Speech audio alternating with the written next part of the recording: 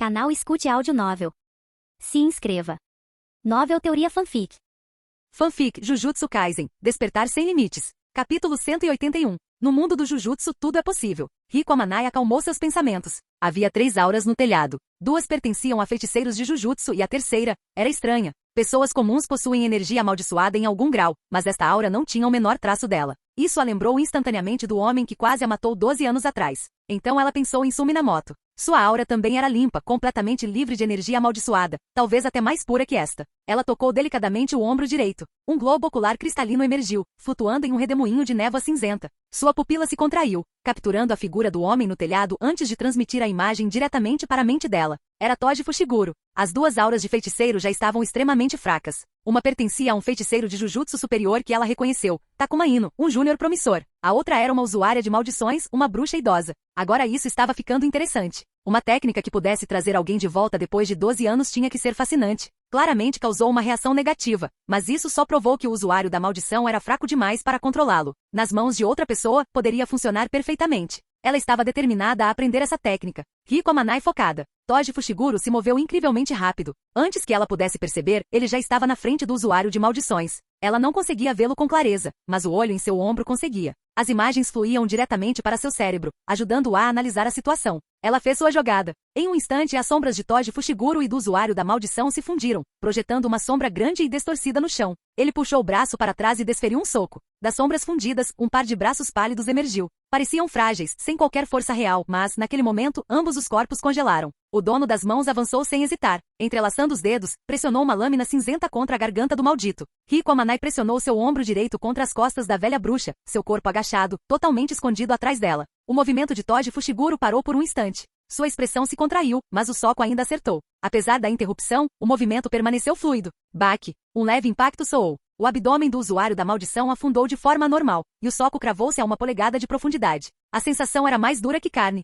Toji Fushiguro olhou para baixo. Sangue escorria dos olhos e do nariz do maldito, mas o corpo não reagiu, permanecendo ali como uma marionete. O feiticeiro atrás dele permaneceu completamente ileso. Nas juntas do seu punho afundado, uma camada de sombra escura manchava os espaços entre os dedos. De novo murmurou Toji Fushiguro, sua expressão se elevando ligeiramente. Uma sombra. O soco pareceu fluido, mas algo parecia estranho, como um obstáculo no movimento. O golpe deixou o usuário da maldição agonizante, mas lhe deu uma nítida sensação de suficiente. O suficiente para estar morrendo, então o soco parou por aí. Sua força se dissipou e não houve mais danos. Parecia que alguém tinha decidido que o soco deveria parar na quase morte. E então isso era tudo que ele podia fazer. Se a expectativa fosse de ferimentos leves, ou nenhum efeito, esse teria sido o resultado. A cicatriz no canto da boca dele se contorceu de desgosto. Ele detestava feiticeiros. Mimados pelos pais, abençoados pelos céus. Enquanto ele parava, a lâmina cinzenta passou suavemente, sangue se espalhou pelo ar. Toji Fushiguro se libertou a tempo, recuando rapidamente para evitar os respingos. Ele se posicionou deliberadamente sob uma fonte de luz, reduzindo sua sombra a uma pequena mancha preta a seus pés.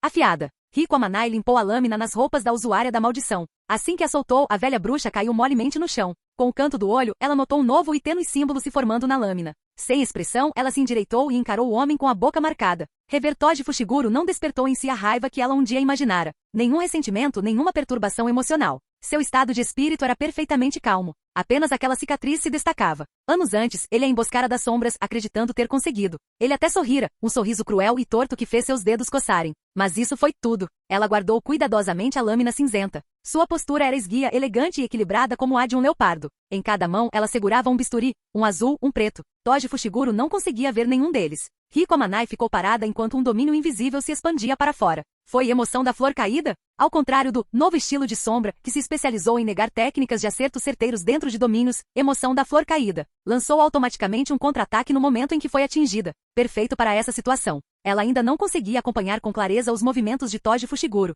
Contra um oponente do calibre dele, até mesmo um momento de distração poderia ser fatal. O olho de Sun só podia ser usado quando o momento fosse absolutamente certo. A menos que ela o tenha usado para invocar o próprio Sun. Então não há necessidade de se conter. Riko Amanai ainda tinha confiança. Sua técnica se contrapunha à dele e embora seu taijutsu não pudesse se comparar, ela não se deixaria dominar. Avançar ou recuar, a escolha era dela. Sua mente se acalmou. Assim que a emoção da flor caída foi ativada, surgiu um problema que ainda poderia ser considerado uma falha. Ela precisava permanecer completamente imóvel. Ela teve que lutar de forma reativa, transformar sua iniciativa em passividade, encontrar o momento certo para ganhar vantagem e então atacar com força total. Ela havia tomado sua decisão. Ela iria lutar. Toji Fushiguro se lembrou dessa garota, a receptora de plasma estelar. Para ele foi como se tivesse piscado, e quando abriu os olhos novamente, a pessoa à sua frente havia mudado. Antes apenas uma garota comum, e agora, uma ameaça? Ele analisou em silêncio. Entender ou não a técnica dela mudaria drasticamente o campo de batalha. Aqueles breves momentos de interrupção já o irritaram. O telhado ficou em silêncio. Apenas os gemidos fracos da usuária da maldição quebravam o silêncio, e mesmo esses estavam ficando mais distantes. Ela estava à beira da morte. Toji Fushiguro sentiu uma urgência repentina, que ele rapidamente suprimiu, mas mesmo assim deu o primeiro passo. Ele ajustou sua postura para que sua sombra caísse apenas atrás dele. Então, com um clarão, fechou a distância e apareceu na frente de Riko Amanai. Exatamente o que ela queria. No momento em que adentrou o domínio invisível, Toji desferiu um soco em velocidade invisível. Riko Amanai, que parecia lenta demais para reagir, revidou com um soco, atingindo de frente. A força da pura força física colidiu com a energia amaldiçoada e se cancelaram. Riko Amanai podia sentir. Cerca de 1/3 de sua energia amaldiçoada foi consumida naquele choque, o que significava que aquele soco tinha quase metade da potência de um grau especial. E isso foi só um teste? Mas o domínio desapareceu instantaneamente. No mesmo instante, um olho de cristal flutuou alto acima deles, suspenso sobre suas cabeças. O luar, as luzes da cidade e o neon se refletiram através dele, suavizando seu brilho frio em algo quase quente. Ela estava de volta ao seu próprio território. Toji Fushiguro continuou se movendo em alta velocidade, sua posição elevada dificultando a localização de sua sombra. Ele trocou de um soco para uma cotovelada, mirando direto para baixo. O luar mudou, projetando sua sombra à vista. Toji estremeceu e pulou para o lado, mas a luz se ajustou novamente. À medida que a distância entre ele e Riko aumentava, sua sombra se estendia pelo chão. Riko sorriu. A sombra deslizou sob seus pés sozinha, e sua técnica foi ativada. A conhecida sensação de gagueira retornou. Assim como uma faixa azul, Toji saltou livre com um salto poderoso, criando um amplo vão. Entre eles, erguia-se uma longa sombra vertical, estendendo-se quase de uma ponta à outra do telhado. Ele levantou o braço para verificar. O local onde o corte atingiu não apresentava danos externos, mas, lá no fundo, outra alma dentro dele uivava de dor. Um ataque devastador, hein? Não causou muitos danos ao seu corpo, mas o grito agudo que ele ouvia era irritante. Facilmente desligado. O feiticeiro à sua frente também entendeu isso. A lâmina curta azul já havia sido retirada. Ainda assim, a dor o fez vislumbrar vagamente o formato da faca. Toji sentiu que a situação estava ficando complicada. O terraço era o ponto mais alto da área, sem prédios para oferecer cobertura. Totalmente exposto a todas as fontes de luz. Lidar com sombras ali já era irritante. Agora, ele olhou para o olho acima. Sua pupila havia encolhido até virar um alfinete, suspenso lá no alto, alto demais para ser usado como contra-ataque. Que chatice! Ambos tiveram o mesmo pensamento. A técnica de fixação de sombra de Riko funcionou bem, mas não o segurou por muito tempo. Sua composição era muito única. Ela tentou cortar a alma dele, só para perceber que a alma que via nem era dele. Muito provavelmente era apenas uma consciência guiando outra alma. Se a força bruta não funcionasse, ela tinha um último movimento para tentar. Ao longe, a usuária da maldição já havia enfrentado outro feiticeiro. O tempo era curto. Sua missão era crítica. Ela não podia se dar ao luxo de desperdiçar mais tempo ali. Ela avançou, mudando de direção repentinamente sem aviso. O luar se dividiu em tons variados, projetando sombras em camadas sob os pés de Toji Fushiguro. Qualquer um deles servia, desde que ele pisasse nele. Por mais que Toji se esquivasse, ele não conseguia ultrapassar o terreno e a luz. Ele assumiu uma postura defensiva. Contanto que conseguisse se libertar da amarra, estava confiante de que conseguiria se proteger a tempo. Tudo o que ele precisava fazer era capturar o instante em que a energia dela vacilava e quando a força antiga havia acabado e a nova ainda não havia surgido. A vantagem seria sua novamente. Afinal, a energia amaldiçoada tinha limites. Mas sua resistência? Quase limitada. A maré virou. Ataque e defesa trocaram de posição. Riko Amanai pisou na sombra. Uma leve curva se formou no canto de seus lábios. Máximo. Uzumaki. A lua velha perdeu o brilho. Uma nova surgiu. Ondulações se espalharam pelo céu noturno, enquanto halos de luz se condensavam em movimento fluido, espiralando em um vórtice tangível. No centro, uma pupila ereta brilhou brevemente, como se olhasse diretamente para Riko Amanai. Shi. Um som quase inaudível quebrou o silêncio do céu e da terra. Um pilar de luz brilhante rasgou o espaço, através da claridade, através da escuridão, mergulhando direto para baixo.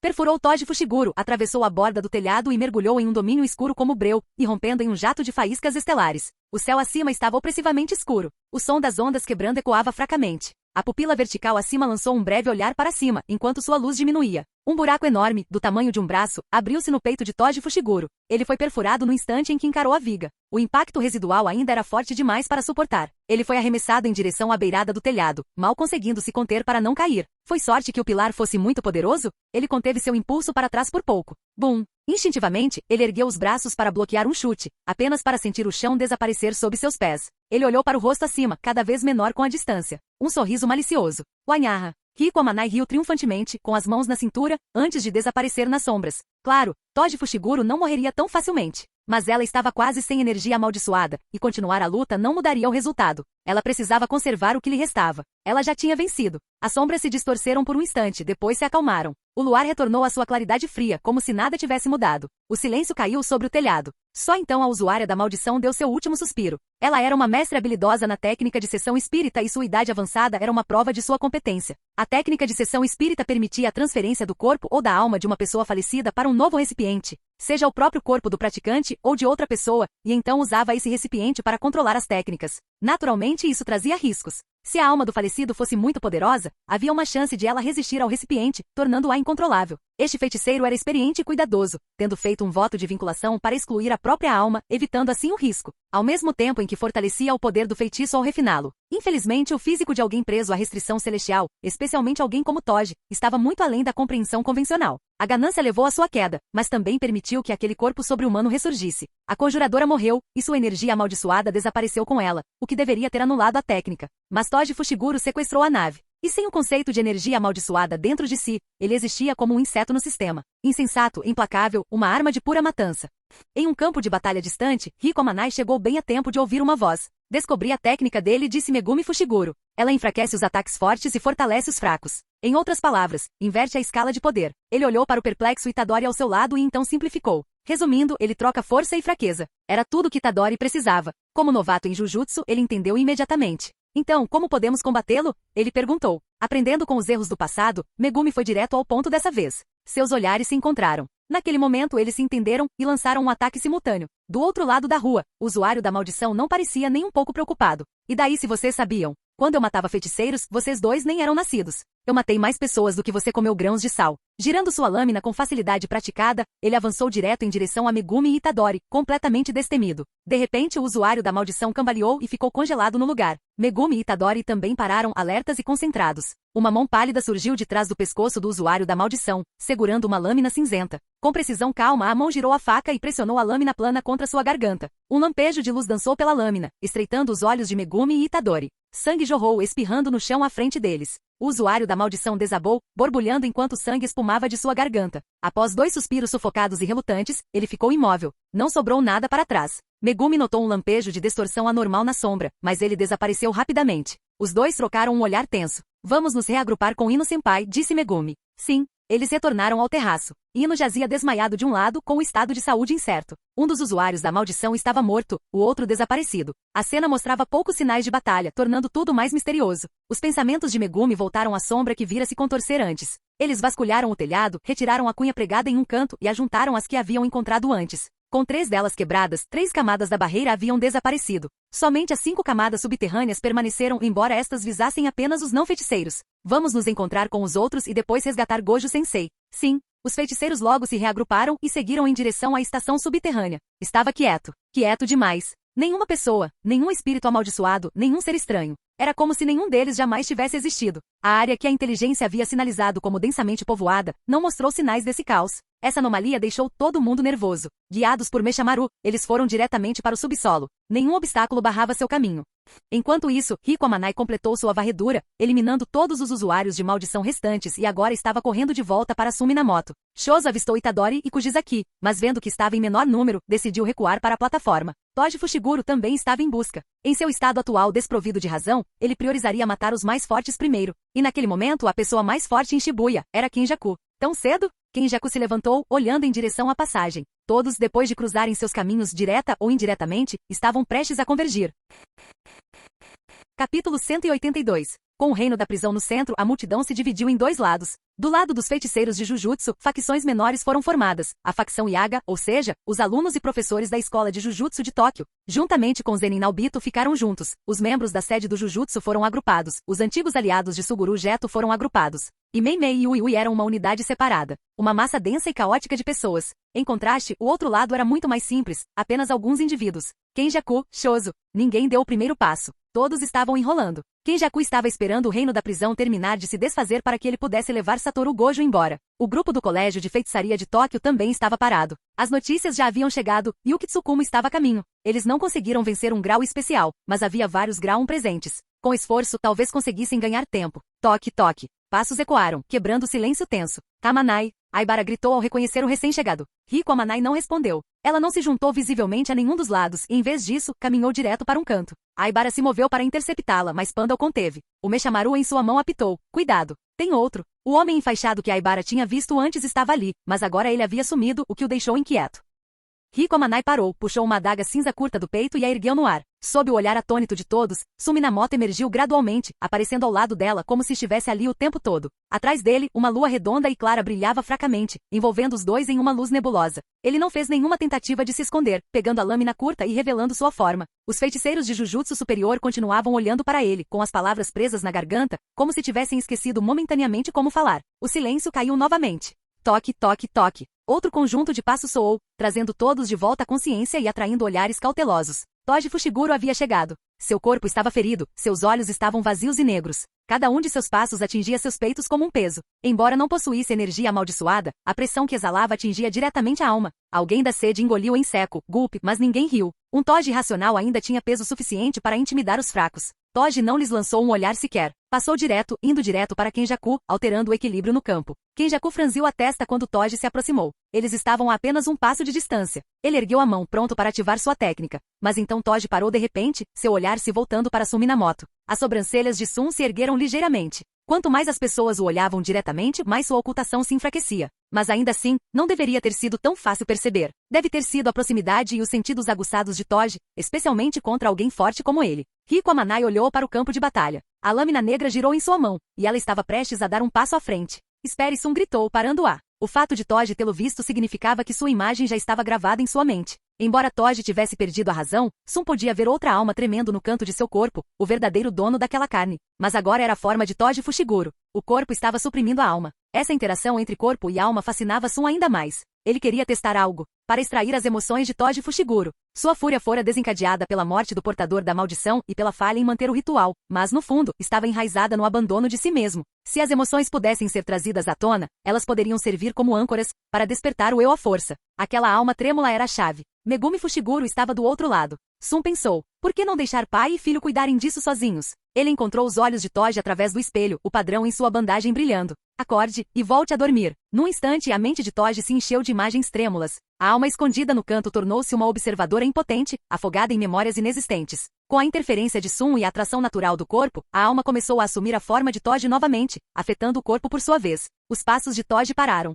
Um momento depois ele se virou examinando o campo e então cruzou o olhar com Megumi. Os dois saíram do círculo de impasse. Fushiguro! Itadori gritou, instintivamente correndo atrás dele, mas Shozo, que estava preparado, interveio para bloqueá-lo. Alguns membros do colégio de feitiçaria também tentaram se mover, mas Zenin Naobito rapidamente os impediu. Concentre-se em trazer Satoru Gojo de volta primeiro. Ele já tinha visto a cicatriz e reconhecido quem era, mas não estava preocupado. Agora, recuperar Gojo era prioridade. Sun deu um passo à frente, Riko Amanai seguindo de perto. Juntos, eles bloquearam o grupo do ensino médio, forçando-os a permanecerem parados. A geração mais jovem, frequentemente instruída por Riko Amanai, hesitava em sua presença. Mas Suminamoto era desconhecida para a maioria. Eles tinham pouco contato. Os mais velhos, porém, sabiam exatamente quem ele era. Mas Amishi Yaga não pôde comparecer. Como diretor da escola de Jujutsu de Tóquio, ele não podia sair da escola sem circunstâncias especiais, como seu antecessor fizera. Mas Yaga nunca faria algo assim. Os reforços que haviam chegado não eram fortes o suficiente, nem podiam contar com conexões para contê-lo. A pressão sobre ele só aumentava. Assim que todos estavam perdidos em seus próprios pensamentos, algo mudou novamente. As bandagens se retraíram, envolvendo apenas metade do antebraço de Sun. Ele revelou sua verdadeira forma. Uma superfície espelhada refletia as estrelas, com estranhos padrões brilhantes pulsando em sua pele a cada respiração. Seus pés exibiam garras de águia, outra clara anomalia. Fora isso, ele parecia humano. A multidão do colégio de feitiçaria ficou tensa. Eles presumiram que Sun não iria longe demais, mas agora, vendo-o assim, começaram a duvidar. Esse cara era mesmo humano? Esse pensamento destruiu qualquer falsa esperança que eles tinham. Felizmente, o ritmo acelerado dos sapatos de cano alto batendo no chão cortou a tensão. Yuki Tsukumo finalmente chegou, vestida com uma regata preta curta, sua jaqueta pendurada casualmente sobre um ombro, como sempre. Suminamoto virou-se para olhar para Riko Amanai. Eu devo lutar com Tsukumo-senpai? A voz de Riko Amanai tremeu levemente. Quando era mais despreocupada, Tsukumo era a única pessoa com quem ela não ousava se meter, e esse sentimento não havia mudado. Talvez fosse porque ambos eram receptáculos de plasma estelar, algum tipo de conexão invisível entre eles. Ela realmente via Tsukumo como um veterano. Algumas coisas naturalmente mantêm outras sob controle. Apenas segure-a voz gentil de Suminamoto ecoou em sua mente. Tudo bem. Ela caminhou em direção a ela em um ritmo tranquilo, embora a excitação começasse a crescer em seu peito. A postura do colégio de feitiçaria mudava constantemente e a pressão aumentava. Percebendo isso, os irmãos Meimei intervieram, confrontando Sumi Minamoto. Como o grupo de Suguru Geto sempre quis resgatar Geto, uniram forças também. Isso deixou o restante do quartel-general do Jujutsu para enfrentar os Kenjaku restantes. Tudo se encaixou naturalmente. Ai céus, então todos os meus esforços foram em vão. Naobito Zenin se dirigiu a Sumi Minamoto. Ele o reconheceu claramente e o identificou como Noriyuki Zenin. Naobito foi contra a corrente dentro do clã Zenin, pretendendo empurrar Masaki Zenin para uma posição de liderança. A ideia era que, com o clã já em declínio, qualquer avanço era progresso. Parecia mais inteligente construir conexões, seguir o exemplo do clã Gojo e manter o poder através da força. Mesmo que essa força viesse de forasteiros, ainda se alinhava com a estratégia de longa data do clã. Mas agora, ele não ousava tentar se conectar. Panda, Nanami, Aibara, eles também não ousaram se mover. O rosto de Sumi Minamoto estava indecifrável, sem oferecer resposta. Ele estava esperando. Poderia ter movido o reino da prisão a qualquer momento, mesmo com Satoru Gojo se debatendo lá dentro. Mas não o fez. Esperou que todos chegassem. Anteriormente, ele já havia confirmado com Kenjaku que todos os objetos amaldiçoados formados por feiticeiros ancestrais tinham hospedeiros prontos. A única coisa que restava era prosseguir com o plano. Ele mudou de foco. O número de esferas de cristal negro orbitando a lua já era suficiente. Os espíritos amaldiçoados, os desastres naturais e os feiticeiros dos 7 pecados ainda pairavam no céu, intocados e inassimilados. Era hora de liberar a barreira e iniciar o jogo de seleção. As forças principais do colégio de feitiçaria estavam bem à sua frente. Dentro da escola ninguém representava ameaça. Sumi Minamoto começou a se comunicar com a barreira. Originalmente, ele pretendia ir com tudo, desencadear a assimilação total da maldição. Mas após analisar o equilíbrio atual entre humanos e espíritos amaldiçoados, percebeu que os poderes de ambos os lados ainda não haviam atingido o ápice. Ainda havia espaço para mudanças. Com Gojo selado, havia agora um enorme excedente de energia amaldiçoada no lado humano. Ele precisava preencher essa lacuna primeiro. O jogo da seleção não foi apenas um ensaio, foi um intervalo. Se você já viu alguém como ele, e alguém como Yuta Okutsu, saberia que a energia amaldiçoada de Satoru Gojo não é exagerada. É apenas grau especial. O que a faz parecer infinita é o controle preciso dos 6 olhos, extraindo o máximo de cada partícula de energia. Então substituí-lo não foi difícil.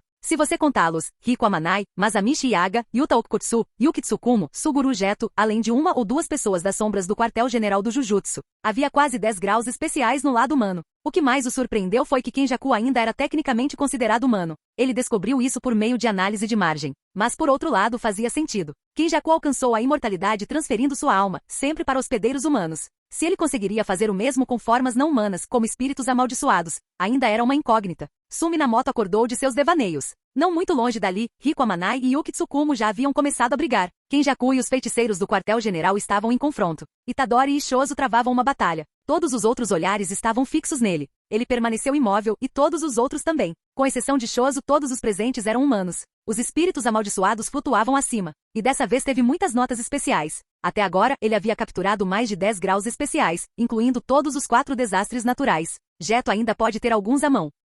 Sukuna, Shoso e os outros objetos amaldiçoados encarnados contavam como parte do lado amaldiçoado. Quando todos os seus poderes fossem liberados, o lado amaldiçoado atingiria sua capacidade máxima. Quando ambos os lados atingissem a saturação, esse seria o momento perfeito para a assimilação. E ele planejou fazer isso acontecer durante o jogo da seleção. Sumi Minamoto olhou para os outros e encerrou a barreira. Lá longe, no colégio de feitiçaria, a árvore de ossos começou a tremer, finalmente chamando a atenção dos sentinelas. Eles correram para reportar. Tarde demais. Eles estavam com poucos homens, fracos demais e lentos demais para reagir. Quando chegaram à árvore dos ossos, a situação já havia se agravado além da compreensão. Densos sigilos de energia amaldiçoada iluminaram-se ao longo do tronco, dispostos em algum padrão desconhecido. O brilho se intensificou, repelindo qualquer um que chegasse muito perto. O céu escureceu, sufocando a todos sob seu peso. Quando olharam para cima, viram a copa das árvores perfurando um vórtice enorme acima. O impulso aumentou rapidamente. As 10 grandes barreiras começaram a ser ativadas. Até a 4ª barreira dentro da estação Shibuya começou a se mover, distribuindo uniformemente as esferas de cristal negro pelas 10 barreiras,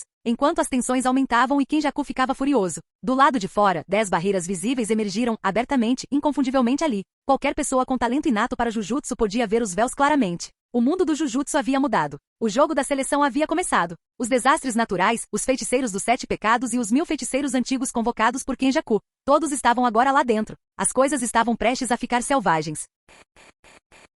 Capítulo 183. Mutações. Enquanto os presentes tinham uma sólida compreensão dos princípios básicos do Jujutsu, eles podiam sentir a mudança no mundo do Jujutsu. Uma vaga inquietação agitou seus corações. De fato, ordens vieram dos superiores, instando uma retirada imediata. Ninguém tinha vontade de continuar lutando, todos já estavam decididos a ir embora. Satoru Gojo não pôde fazer muito para detê-los. Era raro ver um único grau especial aparecer, e agora 5 estavam em cena, 3 deles inimigos. Um dos 2 já havia sido selado. Não havia chance de uma luta real. Alguns Graun ficaram para trás para cobrir a retirada. Os demais começaram a recuar em direção à saída. Sumi Namoto não os impediu. Seu objetivo já havia sido alcançado. Somente o grupo de Sugurun Geto parecia não querer sair, com um traço de relutância em suas expressões. Eles trocaram olhares. Sumi Namoto ergueu a palma da mão. Um vórtice rodopiante de névoa cinzenta se formou ali, brilhando com partículas de luz fragmentada. Uma forte pressão preencheu o ar. Não era Masamune Uzumaki, mas algo derivado dele, um feixe concentrado de energia amaldiçoada purificada. Despojado de toda função estranha, era poder puro e refinado, continuamente comprimido e purificado até ser disparado em uma única rajada de alta densidade. Sumi Namoto preferia esse tipo de ataque. Sem truques, sem flash, apenas força bruta e avassaladora. O raio de luz irrompeu, mirando no homem negro no grupo de Geto. Sua expressão ficou sombria enquanto ele rapidamente desenrolou a corda preta e a ergueu à sua frente. O feixe de luz atingiu o alvo, mas em vez de faíscas, as duas forças se dissolveram silenciosamente uma na outra. O feixe só ficava mais intenso. A corda ficava cada vez mais curta. Tinha um limite. O homem negro se preparou, pressionando o corpo com força. Marcas de queimaduras riscavam o chão sob seus sapatos. Ande logo e vá. Ele gritou, olhando para trás com esforço. Seu companheiro olhou relutantemente para a lua, e para o redemoinho ao lado dela. Eu trarei Suguru de volta, gritou ele novamente. Vá na frente. Sem outra escolha, o grupo seguiu o time da escola de feitiçaria. Nanami, Aibara e Naobito Zenin estavam na retaguarda e ainda não tinham saído. Eles trocaram um olhar, assentiram levemente e se viraram. Shin. Um claro som metálico parecia ecoar nos ouvidos de todos. Todos se viraram. A arena escureceu e depois brilhou novamente. A lua brilhava tão intensamente que não parecia mais a lua. Parecia o sol. A luz do dia inundou a plataforma. Um vórtice de luz comprimido e formado em um piscar de olhos. Ao redor do sol, o espaço desmoronou enquanto arcos elétricos negros cintilavam e dançavam. Estouro. Sumi Namoto apertou as palmas das mãos. A luz giratória congelou de repente. O núcleo brilhou ainda mais forte. Todos apertaram os olhos instintivamente. Um enorme pilar de luz, cercado por arcos negros e crepitantes, disparou direto na direção deles. Nanami reconheceu a sugestão de flash negro nele. A pressão abrasadora fez com que a expressão de cada feiticeiro se contraísse. O homem negro desenrolou o último pedaço da corda preta à sua frente. Ela se dissolveu instantaneamente. O suor escorria pela testa. O desespero se instalou. A viga era rápida demais. Levantar a corda já o havia levado ao limite. Pouco antes de ser engolido pela luz, Nanami e Aibara, junto com outros alunos do grau 1, intervieram. Técnica de proporção, emoção da flor caída, novo estilo de sombra. Todos se lançaram juntos para enfrentar o raio. Foram repelidos passo a passo. Um leve calor percorreu seus corpos, fazendo-os tremer por dentro. No campo de visão de Sumi Namoto, Yuki Tsukumo notou claramente a crise. O poder a invadiu. Garuda prendeu Riko Amanai, forçando-a a sair do campo de batalha. Yuki correu, dedos fortemente curvados, formando um buraco negro incrivelmente pequeno. Riko se libertou de Garuda e também correu. Kenjaku já havia parado e começado a recuar. Sumi Namoto sentiu um traço de perigo, e isso o emocionou. Ele entrelaçou os dedos, as palmas das mãos voltadas para fora. O sol piscou, escureceu bruscamente, o raio desapareceu. Nesse momento, Yuki lançou o buraco negro em sua direção. Flutuava lentamente, mas era enganosamente rápido. Um segundo depois, um raio de luz ainda mais forte surgiu do sol e foi direto para o buraco negro. Yuki agarrou os outros e correu pela estação, desviando da zona de colisão. Ela saltou para cima, aterrissando na passarela aérea, e saiu do quinto porão. Durante a fuga, o homem negro estendeu a mão em direção ao sol. Ele pegou o último fio preto restante entre os dedos. Assim que ele desapareceu sob o brilho da luz do sol, sua mão se fechou em torno de algo. Ele puxou-a de volta e seguiu Yuki e os outros, saindo do subterrâneo. O feixe colidiu com o buraco negro. O mundo perdeu o som e a cor. Sumi Namoto se virou e puxou Riko Amanai para seus braços. As bandagens em seus antebraços se desfizeram camada por camada, envolvendo-a firmemente. Uma onda de choque silenciosa se espalhou. Por onde passava, apagava a existência como uma borracha apagando marcas de lápis. Quando a onda se acalmou, a plataforma desapareceu, sendo substituída por um vazio esférico repentino. Sun soltou Riko. Eles ficaram juntos na base da esfera. Suas bandagens estavam rasgadas. As 7 marcas brilhavam como faíscas, começando a se curar. Metade de suas costas havia sido apagada, mas se recuperou em um instante. Ele estava bem. As bandagens envolveram seu braço novamente. Ele calculou o custo, aproximadamente 1/5 da energia amaldiçoada dos 7 pecados. Isso foi intenso, Tsukumo. Se ela tivesse demorado 1 segundo, ela teria sido apagada como os prédios. O buraco negro viera atrás dele. Não havia escapatória. Ele estava no centro dele. Se não o tivesse neutralizado, teria que enfrentá-lo de frente. A ideia de fazer um teste passou pela sua mente e depois desapareceu rapidamente. O sol lá em cima voltou à sua forma espelhada. A superfície tremeluzia ocasionalmente, revelando a inquietação em seu coração. Sun olhou ao redor. Todos os outros se foram, ansiosos para colocar a maior distância possível entre eles e ele. Somente Riko Amanai atropelou tolamente. Ele a estudou atentamente e então perguntou: "Você está bem?" "Milímetros." Sun exalou aliviado. Yuki e os outros saíram correndo do subsolo. O homem negro olhou para a palma da mão esquerda vazia e coçou a cabeça. Os outros correram. "O que foi, Miguel?" O homem negro Miguel abriu a mão direita, revelando um orbe dentro. Eu trouxe Suguru de volta. Ele não parecia muito entusiasmado. Seus companheiros de equipe comemoraram, pegaram o orbe e o deixaram ali sozinho e triste. Mal podemos dizer que alcançamos nosso objetivo, consolaram-se os membros do colégio de feitiçaria, simplesmente aliviados por terem conseguido. O homem negro coçou a cabeça com ainda mais força, fazendo com que todos instintivamente dessem um passo para trás. Então o ouviram murmurando para si mesmo. Parece que me deixaram levar Suguru de propósito. Mas por que me atingiram primeiro? E eles destruíram minha preciosa corda preta. Era uma ferramenta amaldiçoada criada com o poder de toda a nação, única do gênero, e com função semelhante à lança invertida do céu, capaz de negar técnicas amaldiçoadas. Agora ele havia desaparecido. Recriá-lo levaria mais 100 anos. Seja como for, é melhor que Suguru me pague por isso. Depois de pensar bastante sobre o assunto sem chegar a nenhuma conclusão, ele simplesmente desistiu.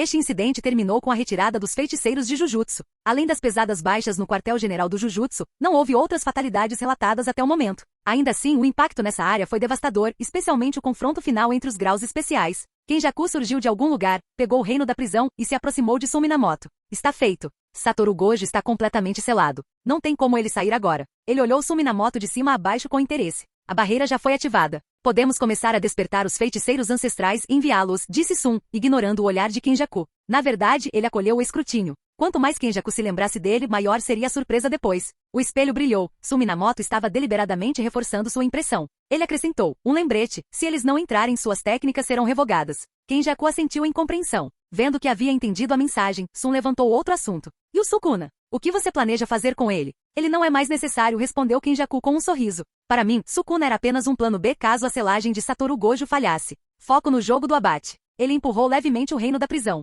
Com a maior ameaça agora fora de cena e a fase final transcorrendo sem problemas, ele estava claramente de bom humor. Encontre um novo lugar para esconder isso. Então, ele olhou para o reino da prisão e murmurou suavemente. Vejo você novamente em 1000 anos. O reino da prisão balançou suavemente, como se estivesse respondendo. A expressão de Kenjaku ficou rígida por um momento, mas ele rapidamente recuperou a compostura. Você realmente é especial, Satoru Gojo. Suminamoto o ignorou e levou Riko Amanai para fora dos destroços abaixo. Com as 10 grandes barreiras agora ativadas, todos os humanos, espíritos amaldiçoados e objetos amaldiçoados seriam atraídos para elas. Depois que todos estivessem reunidos, não apenas os humanos e os feiticeiros antigos que já estavam lá dentro, mas também os modernos representados pelos superiores, o jogo da seleção começaria oficialmente. Suas regras são simples, todos podem observar aos outros e as técnicas podem ser adquiridas ou trocadas por meio de pilhagem. Sejam os 7 pecados, as 7 virtudes, os objetos amaldiçoados, as restrições celestiais ou as técnicas inatas, há muitas maneiras. As emoções negativas se intensificariam, e matar se tornaria o único tema. A barreira entraria em um ciclo de feedback positivo de emoções negativas.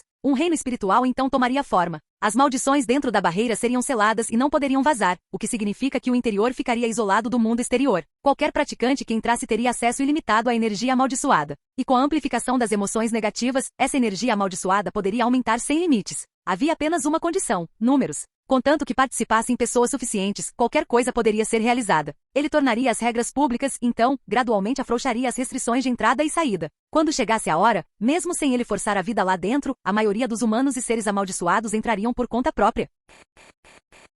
Capítulo 184. Com o passar dos dias, o plano continuou sem problemas. Após vários dias consecutivos de reuniões, o quartel-general do Jujutsu finalmente chegou a uma conclusão, ou melhor, eles foram finalmente forçados a aceitar uma dura verdade: se não mudassem, pereceriam. Muitos no mundo do Jujutsu guardavam ressentimento contra eles. Muitos queriam que eles desaparecessem. Se tivessem a chance, essas pessoas não hesitariam em esmagá-los completamente. A recente série de infortúnios já deixou isso bem claro. Os superiores estavam sentados ao redor de uma enorme mesa redonda em uma sala de reuniões especialmente designada. O tamanho da mesa os mantinha distantes, com sombras projetadas sobre seus rostos, obscurecendo qualquer expressão legível. O silêncio tomou conta do espaço. Antigamente, eles detinham todo o poder e não tinham nada a temer. Mas o surgimento de alguns feiticeiros de grau especial fora da sede desequilibrou sutilmente as coisas. Enquanto ainda tentavam descobrir como lidar com esses graus especiais, uma crise mais urgente já havia chegado. Qualquer um, literalmente qualquer um, que entrasse em uma das 10 grandes barreiras poderia obter imenso poder. O departamento de inteligência fez questão de enfatizar essa palavra. Qualquer um. Assim que o primeiro feiticeiro saiu de uma das barreiras, a notícia se espalhou por todo o mundo do Jujutsu antes que eles pudessem sequer reagir. E enquanto lutavam por respostas, a notícia se espalhou novamente, desta vez, alcançando o público em geral. O detalhe mais crucial?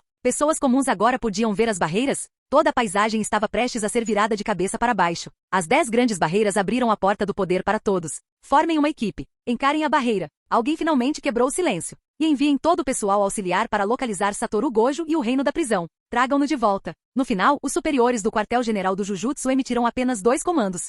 No interior da escola de Jujutsu de Tóquio, na sala de reuniões do Salão Taiji, Masamichi Yaga estava sentado à cabeceira da mesa. Ele era o mais forte entre os presentes. Depois de ouvir o relato de todos, ele examinou a sala, parando um momento para olhar o rosto de cada pessoa. Preparem-se, disse ele calmamente. Vamos entrar na barreira juntos. Todos ali estavam do mesmo lado. Com o quartel-general do Jujutsu sobrecarregado com seus próprios problemas, Yaga e os outros não tinham mais interesse em jogos políticos. Sim, respondeu o grupo. Eles nunca desistiram de recuperar o reino da prisão. Isso sempre fez parte do plano deles. Com as ordens emitidas, Yaga, parecendo um pouco cansado, acenou com a mão, sinalizando para que todos se dispersassem. Você também vai? Perguntou Suguru Geto depois que os outros foram embora. Eu sou. Yaga ergueu o olhar para a janela. Seu olhar se tornou distante. Onde os alunos estavam, era lá que o colégio de feitiçaria pertencia. Não havia necessidade de ficar para trás e se apegar a um lugar só. No canto de sua visão, a árvore de osso branco ardia em seus olhos. Ele se virou, mexendo no velho telefone na mão. O cursor na tela pairou sobre um número, rolando para cima e para baixo repetidamente, refletindo sua hesitação.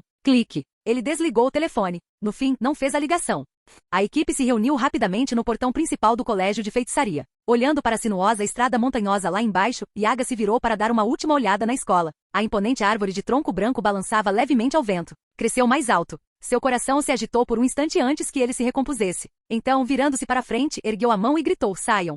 Eles logo chegaram à barreira mais próxima. O grupo ficou em frente a ela. Era um tipo de cortina que nenhum deles tinha visto antes. A barreira emanava uma presença avassaladora. Seu pico se estendia alto em direção às nuvens, sem fim à vista. Nada do que havia lá dentro podia ser visto de fora. Sem perder tempo, Masamichi Yaga interveio primeiro. Com a informação já divulgada, não havia espaço para hesitação. O mundo escureceu diante dos seus olhos. Bem-vindo ao paraíso do Jujutsu. Uma voz gentil ecoou, suave como um sussurro no ouvido, provocando uma onda de inquietação no coração. O grupo da escola de feitiçaria rapidamente se estabilizou. O efeito não foi muito profundo. Eles começaram a examinar os arredores. Era como entrar em um mundo diferente. Embora ainda fosse dia lá fora, lá dentro já era noite. Um vasto céu estrelado se estendia acima deles, com inúmeras luzes branco-claras piscando. A luz das estrelas e as sombras da cidade se entrelaçavam. Uma estranha paz tomou conta de todos, uma sensação de retorno ao lar. As ruas estavam vazias. Portas e janelas ao longo da estrada estavam bem fechadas. Não se ouvia nenhum som. Eles se moveram em direção ao centro. Seguindo o luar, quanto mais se aproximavam do centro da barreira, mais claro tudo se tornava, e aos poucos, sons emergiam. A área ganhava vida. Espíritos amaldiçoados e Shikigami começaram a aparecer, bem espaçados, agarrados aos prédios, observando o grupo com fome inquieta. O instinto de ficar mais forte existe em todas as formas de vida. Aqui eles só precisavam comer qualquer coisa para ficarem mais fortes. E os espíritos amaldiçoados têm outro instinto: coagir humanos. Está profundamente enraizado em sua constituição comportamental. Enquanto os humanos geram emoções negativas suficientes, os espíritos se beneficiam de inúmeras maneiras. É por isso que os humanos despertam mais seu interesse. Esses eram os bagres que Sumi Minamoto havia selecionado, embora, francamente, parecessem desnecessários. Os humanos dentro da barreira já haviam começado a se voltar uns contra os outros. Serviu como uma lição brutal para os espíritos amaldiçoados, porque os humanos estão no topo da cadeia alimentar. Quando os humanos enlouquecem, os espíritos amaldiçoados mal têm chance. Vestidas com trajes bizarros, as pessoas agitavam-se pelas ruas. Liberdade. Esta é a verdadeira liberdade. Eles invadiram as casas, quebrando e destruindo coisas enquanto riam descontroladamente. A destruição seguia. Gritos, lamentos e soluços ecoaram brevemente de dentro das casas, depois silêncio. A noite amplifica as emoções. Ela liberta as pessoas para agirem por impulso. Sob o manto da escuridão, elas revelam as coisas que normalmente mantêm enterradas. Seguiu-se uma série de sons agudos e rápidos de facadas. O líder, imobilizado pelos que o cercavam, foi forçado a abaixar a cabeça e esfaqueado várias vezes. Seu corpo caiu no chão sem vida. A multidão ficou em silêncio. Ha ha ha. Já chega das suas besteiras. O agressor riu e se virou. De agora em diante eu estou no comando. Quem diabos você pensa que é? Alguém respondeu imediatamente. As vozes ficaram mais altas, o caos irrompendo de um simples "eu não gosto de você". Ninguém olhou para o corpo. Logo técnicas amaldiçoadas estavam voando. Gritos misturados com risos ecoavam pelas ruas. Os espíritos amaldiçoados só conseguiam tremer nos arredores. Haviam recuado o máximo que podiam. Não havia mais espaço para sobreviver lá dentro. Um novo líder surgiu rapidamente, um rosto desconhecido. Ele gargalhou e marchou em direção a uma porta trancada. Um som rasgou o ar. No instante seguinte, um buraco sangrento se abriu no centro de sua testa. Através dela, um de seus companheiros avistou os uniformes do colégio de feitiçaria. Seu coração apertou, mas ele estufou o peito e começou a fazer sinais com as mãos, preparando-se para lançar um feitiço. Ele congelou. Um buraco igual surgiu em sua testa. Outro corpo caiu. Contenha-os. Masamichi Yaga examinou a sala. Vários cadáveres mutilados jaziam à vista. Ele fechou a porta. Manifestantes, exorcizem-nos. Sua voz ardia de raiva. Bonecos com desenhos adoráveis caíam de seu corpo como chuva. Então, ele congelou de repente. No momento em que aqueles dois morreram, uma voz suave ecoou em sua mente. Você gostaria de trocar de técnica? Saquear energia amaldiçoada? Uma após a outra, técnicas poderosas irromperam em sua consciência. Energia amaldiçoada apareceu quantificada, revelando seu nível atual e a energia que ele poderia ganhar com cada abate. Seu peito apertou. A voz era como um sussurro do diabo cutucando seu coração. A noite parecia mais escura. Ele sentia um distanciamento crescente do mundo, daqueles ao seu redor. Os sons se distanciavam. Ele observava friamente distante. Sensei. A voz de Suguru Geto o trouxe de volta. Ele piscou, olhando para o longe, em direção ao centro, as outras 9 barreiras cercando esta. Um arrepio percorreu sua espinha. Ele não sabia dizer com certeza se a mudança em seu estado havia sido causada pela voz ou por algo enterrado mais profundamente dentro dele. Instintivamente, ele desviou o olhar, evitando a multidão. Ainda assim, fosse uma maldição ou uma bênção, contanto que tivesse coragem, qualquer um poderia obter poder. No mínimo, poderiam rezar para os chamados deuses. E algum deus responderia. Escola de Jujutsu. De um ponto de vista amplo o suficiente, era possível ver a árvore osso branco no coração das 10 grandes barreiras, acolhendo maldições e florescendo selvagemente. Sua coroa perfurava o céu. Minamoto e Rico Amanai estavam agora dentro do domínio do santuário, bem acima das estrelas. Sob as estrelas, as cenas de dentro das 10 grandes barreiras refletiam claramente. Ele viu Masamichi Yaga. Caos semelhante ocorreu em outras barreiras. Maldições sem fim surgiram, reunindo-se no céu e se contorcendo violentamente. Um campo espiritual estava prestes a se formar. De repente, Minamoto desviou o olhar e ergueu as sobrancelhas. Ele ouviu as ondas novamente mais altas e claras do que antes. Erguendo os olhos para além do domínio do santuário, viu um mar negro e sem limite se estendendo pelo céu. O mar se agitava contra o domínio, gerando raios negros. As ondas uivavam e batiam incessantemente contra a fronteira. O que está errado? Minamoto respondeu bruscamente, abaixando a cabeça. Rico Amanai olhou para ele. Seus olhares se encontraram. Você ouviu alguma coisa? Ele perguntou, olhando para o céu novamente. Não, ela respondeu, seguindo o olhar dele, mas não vendo nada. Em vez disso, sua atenção se concentrou no santuário. Era sua primeira vez no domínio, e ela estava muito mais intrigada com seu design, principalmente as estrelas sob seus pés. Estar tão perto do cosmos era algo que ela nunca imaginara. Minamoto entendeu. Assim como pessoas normais não conseguiam ver maldições, outros feiticeiros não conseguiam ver o Mar Negro. Isso foi um alívio. No momento em que o viu, até ele sentiu sua atração. Se os outros não conseguiam vê-lo, não poderiam ser influenciados. Uma sensação de urgência surgiu dentro dele, mas junto com ela, uma centelha de euforia. Finalmente está chegando. Ele rapidamente recuperou o controle, reprimindo emoções desnecessárias. Quero entrar na barreira, disse Rico Amanai puxando sua manga. Ela não tinha ouvido a voz, mas a pergunta de Minamoto alertou. Observando-o imerso em pensamentos, ela apertou os lábios. Por quê? É perigoso. Ele encontrou o olhar determinado dela. O resto de suas palavras parou, depois mudou. Vá se quiser. Só fique em segurança. Capítulo 185. Depois de encerrar algumas coisas, Minamoto olhou para Rico Amanai. Para qual barreira você quer ir? Sendai. Eu quero ir para Sendai. Ela respondeu rapidamente. Minamoto assentiu e ordenou que ela ficasse no centro do santuário. Um anel de luz brilhou sob seus pés e no instante seguinte, ela reapareceu em Sendai. Depois que Rico Amanai se foi, apenas Minamoto permaneceu no santuário. Ele olhou ao redor, depois retornou ao topo da plataforma de 9 níveis e sentou-se no trono de pedra. Apoiando o queixo em uma das mãos, observou as 10 telas ao redor, cada uma exibindo uma barreira diferente. Uma tela se destacou um pouco mais. A figura de Rico Amanai apareceu nela. Era a visão de monitoramento da barreira de Sendai. Yuta Okikotsu também estava lá. Kenjaku, por razões desconhecidas, também havia entrado. Alguns poderosos feiticeiros antigos também estavam ativos lá dentro. Mahito também foi designado para a barreira de Sendai. Uma verdadeira reunião de elites.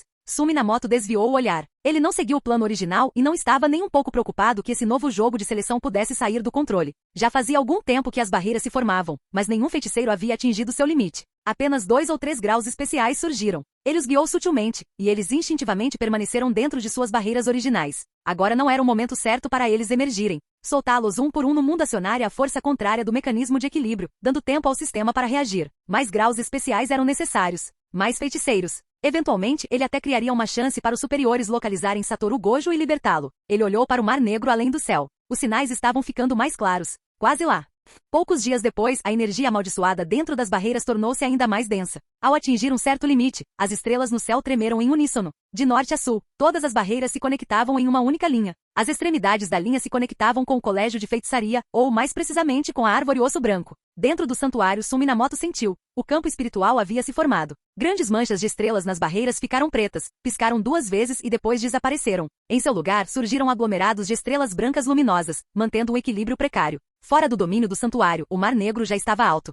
Minamoto ignorou. Levantou-se e entrou no mundo não físico. Um vasto mar azul se estendia diante dele, sem fim, mas para ele não passava de uma piscina rasa. Afinal, era parte de sua própria energia amaldiçoada e estava totalmente sob seu controle. Ele olhou para cima. O céu do mundo não físico havia mudado drasticamente. A maioria das estrelas antes vazias agora estavam gravadas com técnicas amaldiçoadas, densas em textura e profundidade. A escuridão se reuniu em uma vasta extensão, fundindo-se gradualmente com o mar azul abaixo. O céu e o oceano se tocaram, gerando uma névoa espessa e cinza. Inalar. Sumi-Namoto chegou ao pico da montanha, o lugar onde o mar e o céu se encontravam. Ele respirou fundo. O vento rugia. A névoa cinzenta rodopiava e se derramava sobre ele. Todos os nós de energia amaldiçoados dentro dele se acenderam. Seu corpo inteiro se iluminou com um brilho radiante. Seu peito inchou cada vez mais até que de repente explodiu. O mundo não físico tremeu. Da ruptura surgiu uma névoa de cristal cinza, quase tangível. Espalhou-se instantaneamente e rapidamente se condensou em uma forma humanoide. Inúmeros raios de luz cintilavam dentro da forma nebulosa. O céu pressionava para baixo. O mar subia. A névoa cinzenta se aprofundou, e a figura se transformou em uma estátua de cristal cinza sólido.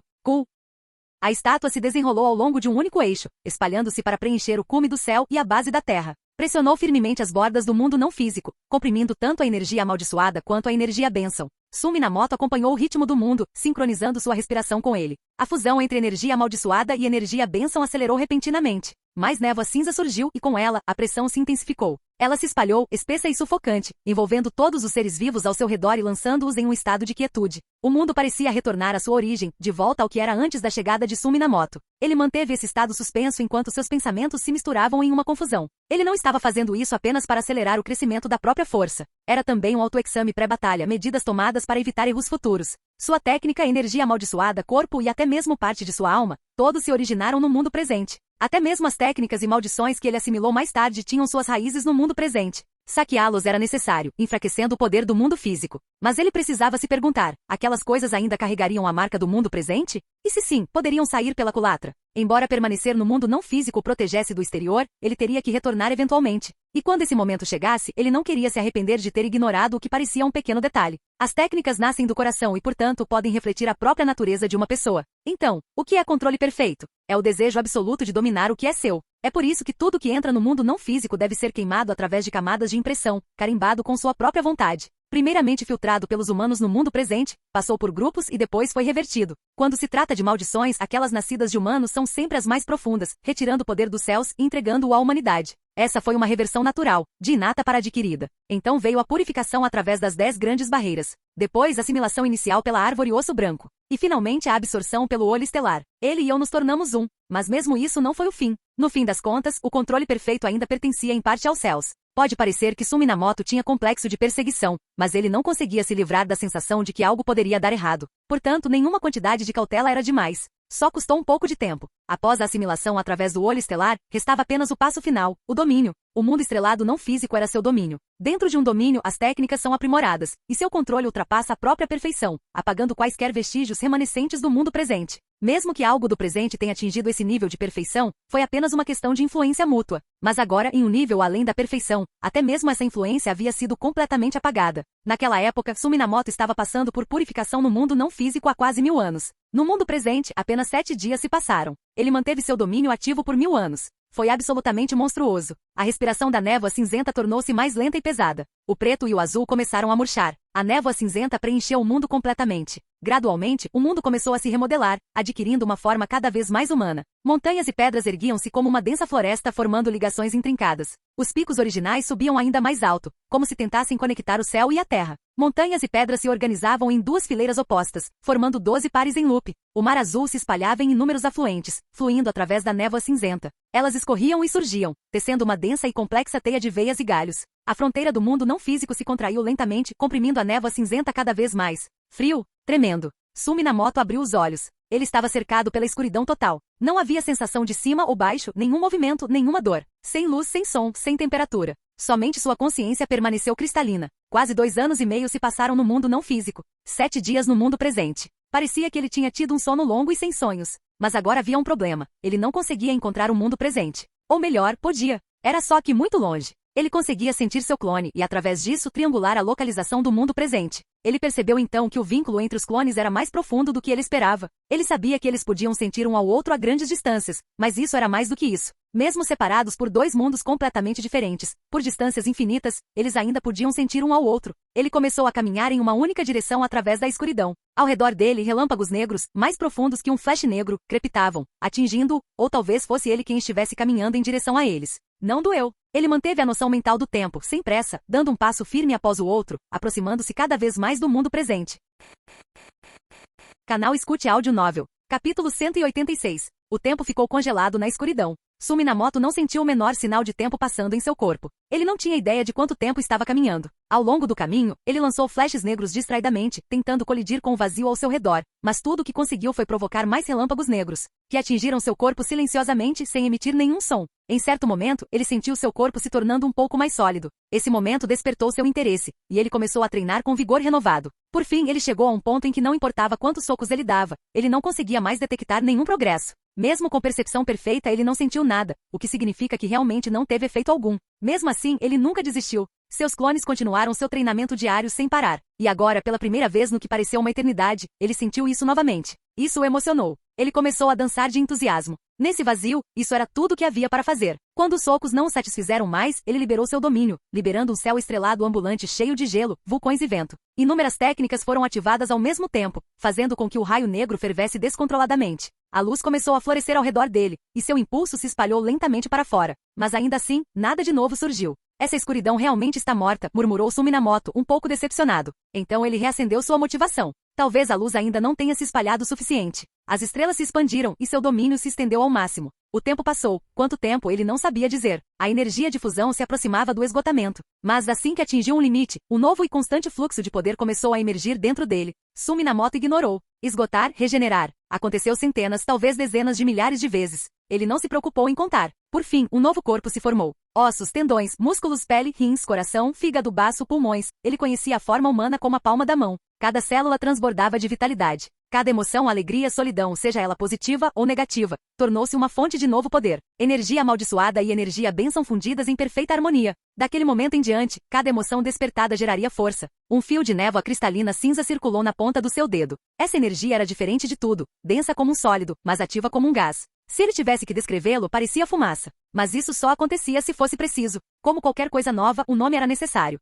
Minamoto encontrou uma alegria inesperada nisso, dar nome às coisas. Ele a chamou de força de origem. A alegria não durou. Ele lançou a energia para fora, enviando a força de origem para longe. Ele atravessou o relâmpago negro, provocando uma tempestade silenciosa, mas ainda não conseguiu esconder o brilho que deixou para trás. Usando essa luz, ele olhou para os confins da Terra. Mas no final, ele balançou a cabeça. Tanto para descobrir um novo mundo. Bum, bum, bum, bum. Seu cérebro preenchia os sons automaticamente enquanto ele estalava os dedos. Explosões de luz irromperam, raios cortando a escuridão. Ele não sabia quanto tempo passou. Mas finalmente, uma luz apareceu à frente. Escuridão, tempestade, ondas do mar, um farol. Foi assim que a luz pareceu para ele. As estrelas hesitaram, depois correram em sua direção. Uma presença familiar estava lá dentro, a de seu clone. O mundo presente. Enquanto Minamoto arrastava as estrelas atrás dele, correndo pelo vazio, o tempo continuava a passar no mundo presente. O quartel-general do Jujutsu assumiu o controle de 3 barreiras, mas não mais que isso. Uma revolta se aproximava. Aproveitando o momento de decadência, eles convocaram todos os feiticeiros disponíveis. Isso incluía a Aliança Ainu Jujutsu. Apenas alguns responderam. Entre eles estava a Aliança Ainu Jujutsu. Este é um campo espiritual, semelhante ao Kamui Kota em Hokkaido. Hokkaido perdurou por muito tempo, e o povo Ainu ainda mais. Campos espirituais são raros e seus efeitos variam. Kamui Kotan só evoluiu para um ao longo do tempo, e levou ainda mais tempo para que o povo se adaptasse e o aceitasse. Eles têm uma grande população de feiticeiros. Sua tribo era originalmente pequena e isolada, mal mantendo relações pacíficas com o mundo do Jujutsu. Mas agora, com o surgimento repentino de 10 campos espirituais, até mesmo seu canto remoto foi afetado. Os campos espirituais estão conectados. Só isso os forçou a emergir. Verdadeiramente um povo temperado pelo tempo. De fato, fora das 10 grandes barreiras, o mundo se tornou mais estável do que antes, e os espíritos amaldiçoados estão diminuindo diariamente. Existe alguma maneira de elevar os campos espirituais? Perguntou alguém entre os superiores. Infelizmente, isso não condiz com os interesses deles. Não. Se houvesse, já teríamos feito isso, respondeu calmamente o representante Ainu. Uma vez que um campo espiritual se forma, a única opção é se adaptar. Além disso, o representante olhou para cima e passou a olhar pela sala. Além disso, isso é só o começo. Vai continuar se aprofundando. Há algo que me deixa curioso. Este campo espiritual parece isolado do mundo exterior? Parece diferente daquele que conhecemos. Talvez somente a pessoa que o criou possa desfazê-lo, acrescentou ele no final. O que eles entendiam como um campo espiritual era extremamente perigoso. Os não feiticeiros, ou os fracos, seriam eliminados rapidamente. Os espíritos amaldiçoados dentro dele se fortaleceriam até que todos os fracos desaparecessem, e os que permanecessem também se desenvolveriam. Eventualmente, os dois lados chegariam a uma forma de equilíbrio. Eles foram os que sobreviveram àquela era brutal. E não fazia tanto tempo, ainda parecia ontem. Mas este campo espiritual era diferente. Os fracos não eram eliminados imediatamente. O objetivo deles ao virem para cá era entender o campo espiritual, promover mudanças. Se nada mais, a integração não seria inaceitável. A expressão do representante tornou-se cansada. Ele não disse mais nada. Os superiores ficaram em silêncio. Depois de um momento, outra voz falou. E o Satoru Gojo? Eles já encontraram o reino da prisão? A escola de feitiçaria está com ele agora. Está com a diretora Yaga, mas eles não compareceram à reunião, disse alguém baixinho. Primeira barreira de Tóquio. Todos do colégio de feitiçaria se reuniram ali. A área havia recuperado a ordem básica, o caos anterior se fora. Masamichi Yaga e Suguru Geto estavam dentro de uma base temporária. Um objeto do tamanho de um cubo estava sobre a mesa, o reino da prisão. Como desfazemos isso? Os dois pareciam preocupados. Megumi encontrou uma feiticeira única. Sua técnica amaldiçoada pode neutralizar qualquer técnica. Talvez ela possa ajudar? Sugeriu um professor. Vale a pena tentar. Logo depois, Megumi Fushiguro e os outros chegaram, cercando uma mulher desconhecida para Yaga. Ela era claramente a feiticeira em questão. Yaga explicou a situação e perguntou se ela estaria disposta a ajudar. Ela concordou. No momento em que ela se preparava para usar sua técnica, um homem e uma mulher entraram. No momento em que todos os viram, suas expressões mudaram. Os dois não pareciam se importar. Clang! Eles deixaram cair uma lâmina quebrada na mesa. Suguru Geto reconheceu isso imediatamente. Seus rostos tinham uma leve semelhança com Suminamoto. Posso perguntar onde você encontrou essa lâmina? Ele perguntou, incapaz de se conter. Se ele se lembrasse corretamente, deveria estar nas mãos de Suminamoto. Yaga claramente recorreu à convocação dos pais. No nosso cofre de armas, disse a senhora Minamoto. A lança invertida do céu. Ela pode quebrar o selo do reino da prisão, certo? Agora é seu. Com isso, ela se virou e saiu. O senhor Minamoto deu um sorriso impotente para Yaga e a seguiu. Yaga exibia uma expressão de dor. Trocou um olhar com Geto, sem saber o que Suminamoto estava tentando transmitir. Mas as coisas não poderiam piorar agora. Eles acenaram um para o outro. Geto deu um passo à frente, segurando a lança invertida do céu. A ponta quebrada pairava sobre o reino prisão. Todos prenderam a respiração. Jin, a lâmina perfurou o cubo. 6 olhos se abriram de repente, encarando Suguru Geto. Ele pressionou, forçando a lâmina a penetrar mais fundo. Um clarão de luz branca ofuscante irrompeu. Instintivamente, todos viraram a cabeça e fecharam os olhos. Quando a luz se apagou e eles olharam para trás, Satoru Gojo estava de pé ao lado da mesa. Ah, ele se espreguiçou, a voz tão brincalhona como sempre. Todo mundo está aqui. De repente, ele congelou. Uma enxurrada de informações inundou seus sentidos, paralisando sua mente por um instante. Depois de um momento, ele se ajustou a essa superabundância de sensações. Parece que algo importante aconteceu, hein? Ele se virou para olhar para Suguru Geto e Masamichi Yaga. Capítulo 187. A luz do mundo atual estava logo à frente, mas Suminamoto havia caminhado muito antes de finalmente chegar. Era como perseguir uma montanha distante que nunca chegava perto. Ele olhou para o vórtice de luz branca. Era vasto e majestoso. Então esta é a estrutura do mundo atual? Com algo para comparar, ele percebeu que sua própria forma também havia se tornado imensa. Inúmeras estrelas flutuavam atrás de sua cabeça, formando 9 anéis de luz estelar, embora mesmo estes parecessem pequenos em comparação. Ainda assim, ele empalideceu em comparação ao Halo. Afinal, era um mundo recém-nascido. Deixe-me dar uma olhada. Ele se inclinou lentamente, aproximando o rosto do redemoinho brilhante. Havia algo estranho no centro do vórtice. Sentindo isso, ele inclinou a cabeça, semicerrando os olhos enquanto se aproximava. Logo ele se endireitou novamente. Este era o mundo atual, mas uma questão maior estava diante dele. Ele não pôde entrar. Abaixo da camada externa estava o mundo real, mas o Mar Negro se estendia por sua superfície. Suminamoto estendeu a mão para o Halo. Num instante, o Mar Negro e sem limite surgiu, bloqueando sua mão. Ele empurrou com mais força, e o mar começou a se agitar, girando em volta de seu braço como inúmeras lâminas cortando. A dor o fez sorrir. Fazia tanto tempo que ele não sentia nada. A dor agora lhe parecia preciosa. Lembrando-se daqueles dias longos e sem rumo no escuro, ele não pôde deixar de sentir uma pontada de amargura. Com esse pensamento, ele pressionou com mais força. Vórtices irromperam, cravando-se mais profundamente em seu braço, camada por camada. A dor se intensificou. Ele soltou algumas risadas estranhas, apoiando a mão esquerda na borda do Halo. Com a direita, empurrou com toda a força. Metade do ombro ficou preso na borda enquanto ele se esforçava para alcançá-la. Preso em um impasse, o Mar Negro começou a transbordar lentamente, batendo em seus pés. A resistência ao longo do seu braço aumentou. Correntes cortavam sua pele. Depois de um longo tempo, Suminamoto recolheu o braço. Ao passar pelo vórtice, uma única gota de sangue cinza translúcido escorreu, entrando silenciosamente no mundo. Dentro do Mar Negro, um rosto sem características emergiu vagamente e parecia familiar. Era dele mesmo.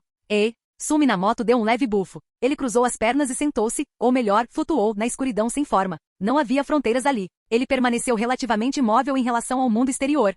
O grupo da escola de feitiçaria se reuniu novamente. Yaga realizou uma reunião, convocando todos os feiticeiros de grau 1 e acima. Junto com os membros originais, havia muitos rostos desconhecidos. Eles eram feiticeiros que se juntaram de dentro das barreiras, não apenas da primeira barreira de Tóquio, mas de outras também. Seus números aumentaram da noite para o dia. No momento, feiticeiros eram a menor das suas carências. E ainda havia mais gente que não havia se juntado oficialmente. A reunião começou com atualizações de inteligência. Então, instintivamente, todos os olhos se voltaram para Satoru Gojo. Eles fizeram tudo o que podiam. Mas para realmente virar o jogo, ainda precisavam de uma força decisiva, algo avassalador. E Satoru Gojo pode não ser suficiente. Além disso, nem todo mundo queria realmente voltar a ser como era antes. Por um momento, pensamentos silenciosos agitaram cada mente. Ainda assim, com o retorno de Satoru Gojo, seu time inegavelmente levou a melhor. Com os olhos escondidos atrás da venda, Satoru Gojo ficou pensativo por um momento e então finalmente disse: só nós dois não bastaremos. Em tempos como este, precisamos unir todas as forças possíveis. O que você quer dizer? Suguru Geto pareceu entender. Não podemos parar de suprimir as 10 grandes barreiras. A mais crítica é Sumi Minamoto, continuou Gojo. Ele juntou as mãos e apoiou o queixo nelas. Mesmo agora ainda não sabemos qual é o seu objetivo. E eu, parece que fui solto de propósito. Então esse já é o pior cenário? Ele perguntou baixinho. A pergunta causou um choque na sala. Você também? Você também não consegue impedir isso? Perguntou um feiticeiro imediatamente. Gojo balançou a cabeça, sem nem mesmo olhar para eles. Eles estavam confiando demais nele. Ou melhor, não era que não conseguissem enxergar a verdade, era que a situação atual não era desconfortável para eles. Essa sensação de perigo havia desaparecido. Mesmo que todos tivessem o potencial para serem feiticeiros, essas pessoas ainda eram as mais talentosas entre eles. Todos eles ultrapassaram seus limites. Sua força havia crescido muito além do que antes. Eles ainda estavam no topo. Eles não queriam encarar a realidade e talvez nem vissem necessidade disso. Mais importante, eles acreditavam que não importava o quão ruim as coisas ficassem, alguém tomaria a iniciativa. Assim como a galera da escola de feitiçaria fez antes. Assim como Satoru Gojo agora. Mas agora, ao ouvi-lo dizer isso, o pânico começou a tomar conta de mim.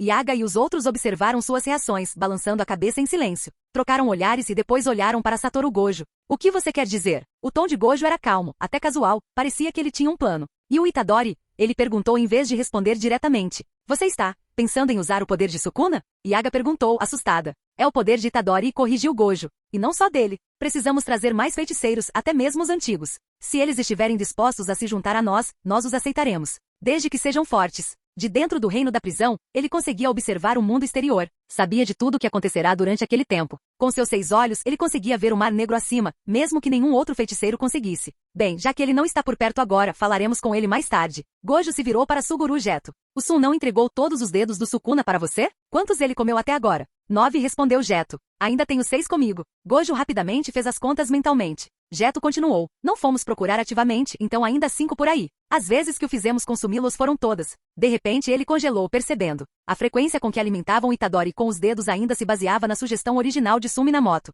Isso pode acabar sendo um problema? Deveríamos mudar o esquema de dosagem? Ele perguntou. Não precisa, Gojo balançou a cabeça. O tempo que Sun havia dado era extremamente preciso, e cada novo dedo havia sido administrado no momento em que o anterior estava completamente digerido. Já era o ritmo mais rápido possível. Enquanto mantivessem esse ritmo, Itadori permaneceria no controle, e com o tempo, eles teriam uma versão de Itadori com o poder de Sukuna sob seu comando. Mas havia algo mais que o incomodava. Quando Itadori voltou à vida, ele deve ter feito algum tipo de voto de vinculação com Sukuna. Isso pode ficar complicado. Pensando nisso agora, Sun estava realmente com pressa naquela época? Os termos daquele voto vinculante eram cruciais. Se não tomassem cuidado, poderiam acabar desencadeando algo ainda pior. Eles precisariam encontrar uma maneira de lidar com isso. Ele tomou nota mentalmente. Os dedos Sukuna restantes não eram um problema. Dentro dos campos espirituais, a concentração de maldições era tão alta que muitos selos haviam falhado, fazendo os dedos brilharem como faróis, fáceis de localizar. E fora dos campos espirituais, com os níveis de energia amaldiçoada continuando a cair, quaisquer objetos de grau especial, como os dedos, se destacavam mais do que nunca. Você encontrou Sun? Gojo perguntou novamente. Enviamos pessoas, mas é como se ele tivesse desaparecido. Então não. Não que Gojo estivesse surpreso, era de se esperar. Se o tivessem encontrado, só restariam se perguntar se ele estava armando para eles. Sukuna provavelmente era algo que Sun já havia considerado. Tudo o que fizeram foi seguindo o caminho que Sun havia traçado. Sempre um passo atrás. Por um momento, Gojo só queria desistir. Apesar de parecer relaxado, o peso que ele carregava era imenso. Ele ainda precisava continuar sorrindo na frente de todos. Agora ele finalmente entendia por que Yaga sempre parecia tão abatida. Mas nós encontramos Riko Amanai, disse Yaga baixinho. Por que não perguntam a ela? Não que eles não tivessem pensado nisso antes. Eles só perceberam agora que a recusa de Amanai em falar parecia deixá-los desamparados. Vamos, disse Gojo, virando-se para Suguru Geto. Eles precisavam vê-la. Capítulo 188. Barreira de Sendai. Kinjaku esperava calmamente em sua casa, ocupado com algo obscuro. Agora só faltava ter paciência. Todos os obstáculos já haviam sido removidos, só faltava esperar que o campo espiritual atingisse seu estágio final. O sinal seria inconfundível. Quando a concentração de maldições no mundo exterior caísse ao nível dos humanos comuns, todos, exceto os espíritos amaldiçoados de nível mais baixo, seriam incapazes de sobreviver. Nesse ponto, as maldições teriam apenas 2 opções: recuar para uma das 10 grandes barreiras ou desaparecer gradualmente. Quando a paz se espalhasse pelo mundo, significaria que o campo espiritual atingiria seu ápice. E então todos os mistérios começariam a se desvendar. Existiria mesmo um lugar que reunia todas as maldições desde o início da humanidade? O chamado equilíbrio realmente existiu? Embora tivesse suas suspeitas, ele ainda queria ver com seus próprios olhos. Depois disso, seria a hora de estudar Sum Minamoto. Mais um projeto fascinante, este era o propósito por trás de seus 1000 anos de sobrevivência. Assim que o pensamento lhe passou pela cabeça, um sorriso satisfeito surgiu no rosto de Kenjaku. Um choque repentino o percorreu. Ele se jogou para trás quando um raio de luz passou raspando a lateral de sua cabeça. O som veio um instante depois. O raio atingiu a parede, expandindo-se como ondulações na água. A parede inteira se dissolveu em silêncio total. Estrondo. Com um dos lados destruído, o prédio começou a ruir. Kenjaku correu para fora apenas para encontrar sua casa reduzida a escombros. Mas isso foi só o começo. Uma saraivada de raios caiu. Kenjaku desviou um após o outro, liderando o ataque para longe da área residencial e em direção ao campo aberto. Foi quando ele finalmente viu o agressor. Esse não é o ajudantezinho, ele zombou, com os olhos escuros e com intenção de matar. Outro raio lhe respondeu. Riko Amanai não considerava um insulto ser chamada de seguidora de Sum Minamoto. Além disso, ela não era uma seguidora. Sum nunca tratou como tal. Então as palavras não a incomodaram. Na verdade, elas a acalmaram ainda mais. Na verdade, ela achava que Kenjaku era o verdadeiro ajudante. O que esse cara estava fazendo, acompanhando Sum o tempo todo? Seu olhar era penetrante, cheio de fúria reprimida. Kenjaku fora forçado a chegar ali. A luz artificial do céu lançava sombras irregulares no chão. Ela escolheu esse campo de batalha cuidadosamente. E para evitar qualquer interferência inesperada, ela já havia exorcizado aquele espírito amaldiçoado com o rosto costurado dias atrás, e ganhado um poder ainda maior no processo. Outras maldições que cruzaram seu caminho tiveram o mesmo fim. Ela não acreditava em teorias da conspiração sobre o campo espiritual. Esse tipo de poder. Ela podia reivindicá-lo sem hesitar. Agora, restava apenas essa aberração costurada. Assim que ela o exorcizasse, os incômodos restantes de Sum Minamoto seriam resolvidos. A luz acima mudou sutilmente. Suas emoções se acalmaram gradualmente, até que seu coração ficou completamente parado. Kenjaku a encarou. Uma pressão crescia em seu peito. Por fora, ele ainda parecia presunçoso, mas por dentro sua cautela aumentava. Ele entrou na barreira de Sendai por vontade própria, com um objetivo em mente. Em todos os seus séculos, a única percepção significativa que ele obteve sobre poder foi esta. Depois de atingir o limite, nenhum crescimento adicional era possível. Mas agora ele havia testemunhado um milagre. Para ele, o campo espiritual de Sum Minamoto era esse milagre. Algo que ele antes acreditava ser fundamentalmente impossível. Ele havia planejado por 1000 anos localizar a fronteira externa do poder. Mesmo que não fosse para si mesmo, ele ainda queria ver onde ficava o ápice. Mas agora, ele queria estudar esse poder que transcendia limites. Mas quando chegou a hora de realmente reivindicá-lo para si, hesitou. Foi por isso que até hoje, ele nunca aceitou esse poder. E à sua frente, seu oponente era o grau especial. Mesmo antes, eles conseguiam lutar em pé de igualdade, talvez não 50-50, mas certamente 60-40. E agora ela estava ainda mais forte. Além disso, esta era uma barreira construída por Sum Minamoto. Comparado ao perigo atual, Kenjaku não se arrependia de ter confiado a Sum a construção da barreira. No fundo, ele ainda tinha confiança. Ele olhou para a lua redonda acima. O colégio de feitiçaria estava agora vazio. O imenso prédio estava silencioso, envolto em imobilidade. Toque, toque, toque. Passos ecoaram quando um homem parou diante da impecável árvore osso branco. Sojun Minamoto. A gota de sangue cristalino cinza entrou com sucesso no mundo real, tornando-se este clone. Ele olhou para cima. A copa densa da árvore estendia-se alto em direção ao céu. O céu acima estava escuro e opressivo. O mar negro surgia diretamente acima da árvore. O mar negro permaneceu preso à árvore dos ossos brancos. Afinal, este era o campo de batalha final. Sum escolheu esse local. Inúmeros galhos se estendiam para cima como raízes penetrando no mar. Ele retirou o crânio com 6 olhos, os restos mortais de Tengen. Sua alma ainda permanecia lá dentro. Um único galho se estendeu perfurando lentamente o crânio e levantando-o em direção ao céu. Então mais 8 galhos brotaram de diferentes direções, cravando-se no crânio. Runas complexas surgiram, espalhando-se pelo crânio e pelos galhos. Era uma técnica de selamento, maldição de selamento demoníaco. Fórmula de aprisionamento do inimigo, refinada por inúmeras iterações. Quando a barreira foi ativada, o crânio finalmente se estabilizou. O recipiente está pronto, murmurou Sum, olhando para o crânio com silenciosa expectativa. Seja um mecanismo de equilíbrio ou algo mais profundo, desde que algo descesse, isso seria suficiente. Através das 10 grandes barreiras espalhadas, um breve silêncio tomou conta. Seus limites tremeram ligeiramente e então começaram a se sincronizar. Uma torrente de energia amaldiçoada irrompeu em direção à árvore dos ossos brancos, que por sua vez a canalizou para o crânio. Abaixo do crânio, uma silhueta tênue começou a se formar, como se um corpo estivesse tomando forma. Sum Minamoto assentiu satisfeito. O volume de energia amaldiçoada era imenso. Levaria tempo para a transferência ser concluída. Agora era a hora de limpar as linhas de retaguarda e eliminar todas as ameaças restantes.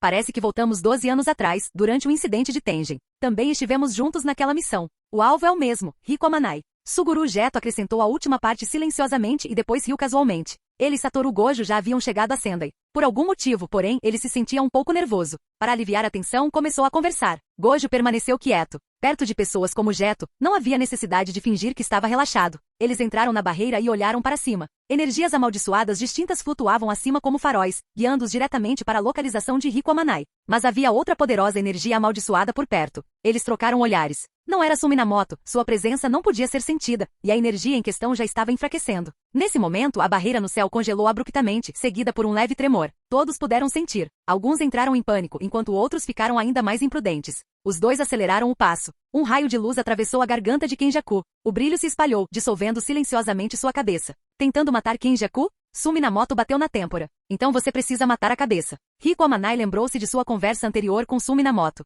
Cérebro? Está tão cozido que evaporou. Deve estar finalmente morto agora, certo? Ela olhou ao redor, avistou uma árvore grande, agarrou a barriga e lentamente se encostou nela para se sentar. A casca era áspera, não tão lisa quanto a da árvore dos ossos. Ela franziu a testa, encostou-se nela e se ajustou a uma posição um pouco mais confortável. Usei toda a minha energia amaldiçoada. Não posso usar a técnica de reversão da maldição agora. Preciso refinar mais o mais rápido possível. Vamos lá, Riko. Pense em algo que te deixe bravo. Em vez disso, um leve sorriso surgiu em seus lábios antes que ela o reprimisse. Seus pensamentos começaram a se dispersar. Cara vendado, transa com cara, e uma alucinação pareceu turvar sua visão. Ela viu Suminamoto. Hehe, ponto. Amanai? Gojo e Geto chegaram até Riko e viram metade de sua cintura e abdômen desaparecidos, com seus órgãos se contraindo fracamente. Deveria ter trazido Shoko conosco, Gojo murmurou. Este momento refletiu aquele momento do passado. Gojo estava prestes a levantá-la e levá-la de volta para a barreira de Tóquio para tratamento, quando um suspiro suave veio de trás deles.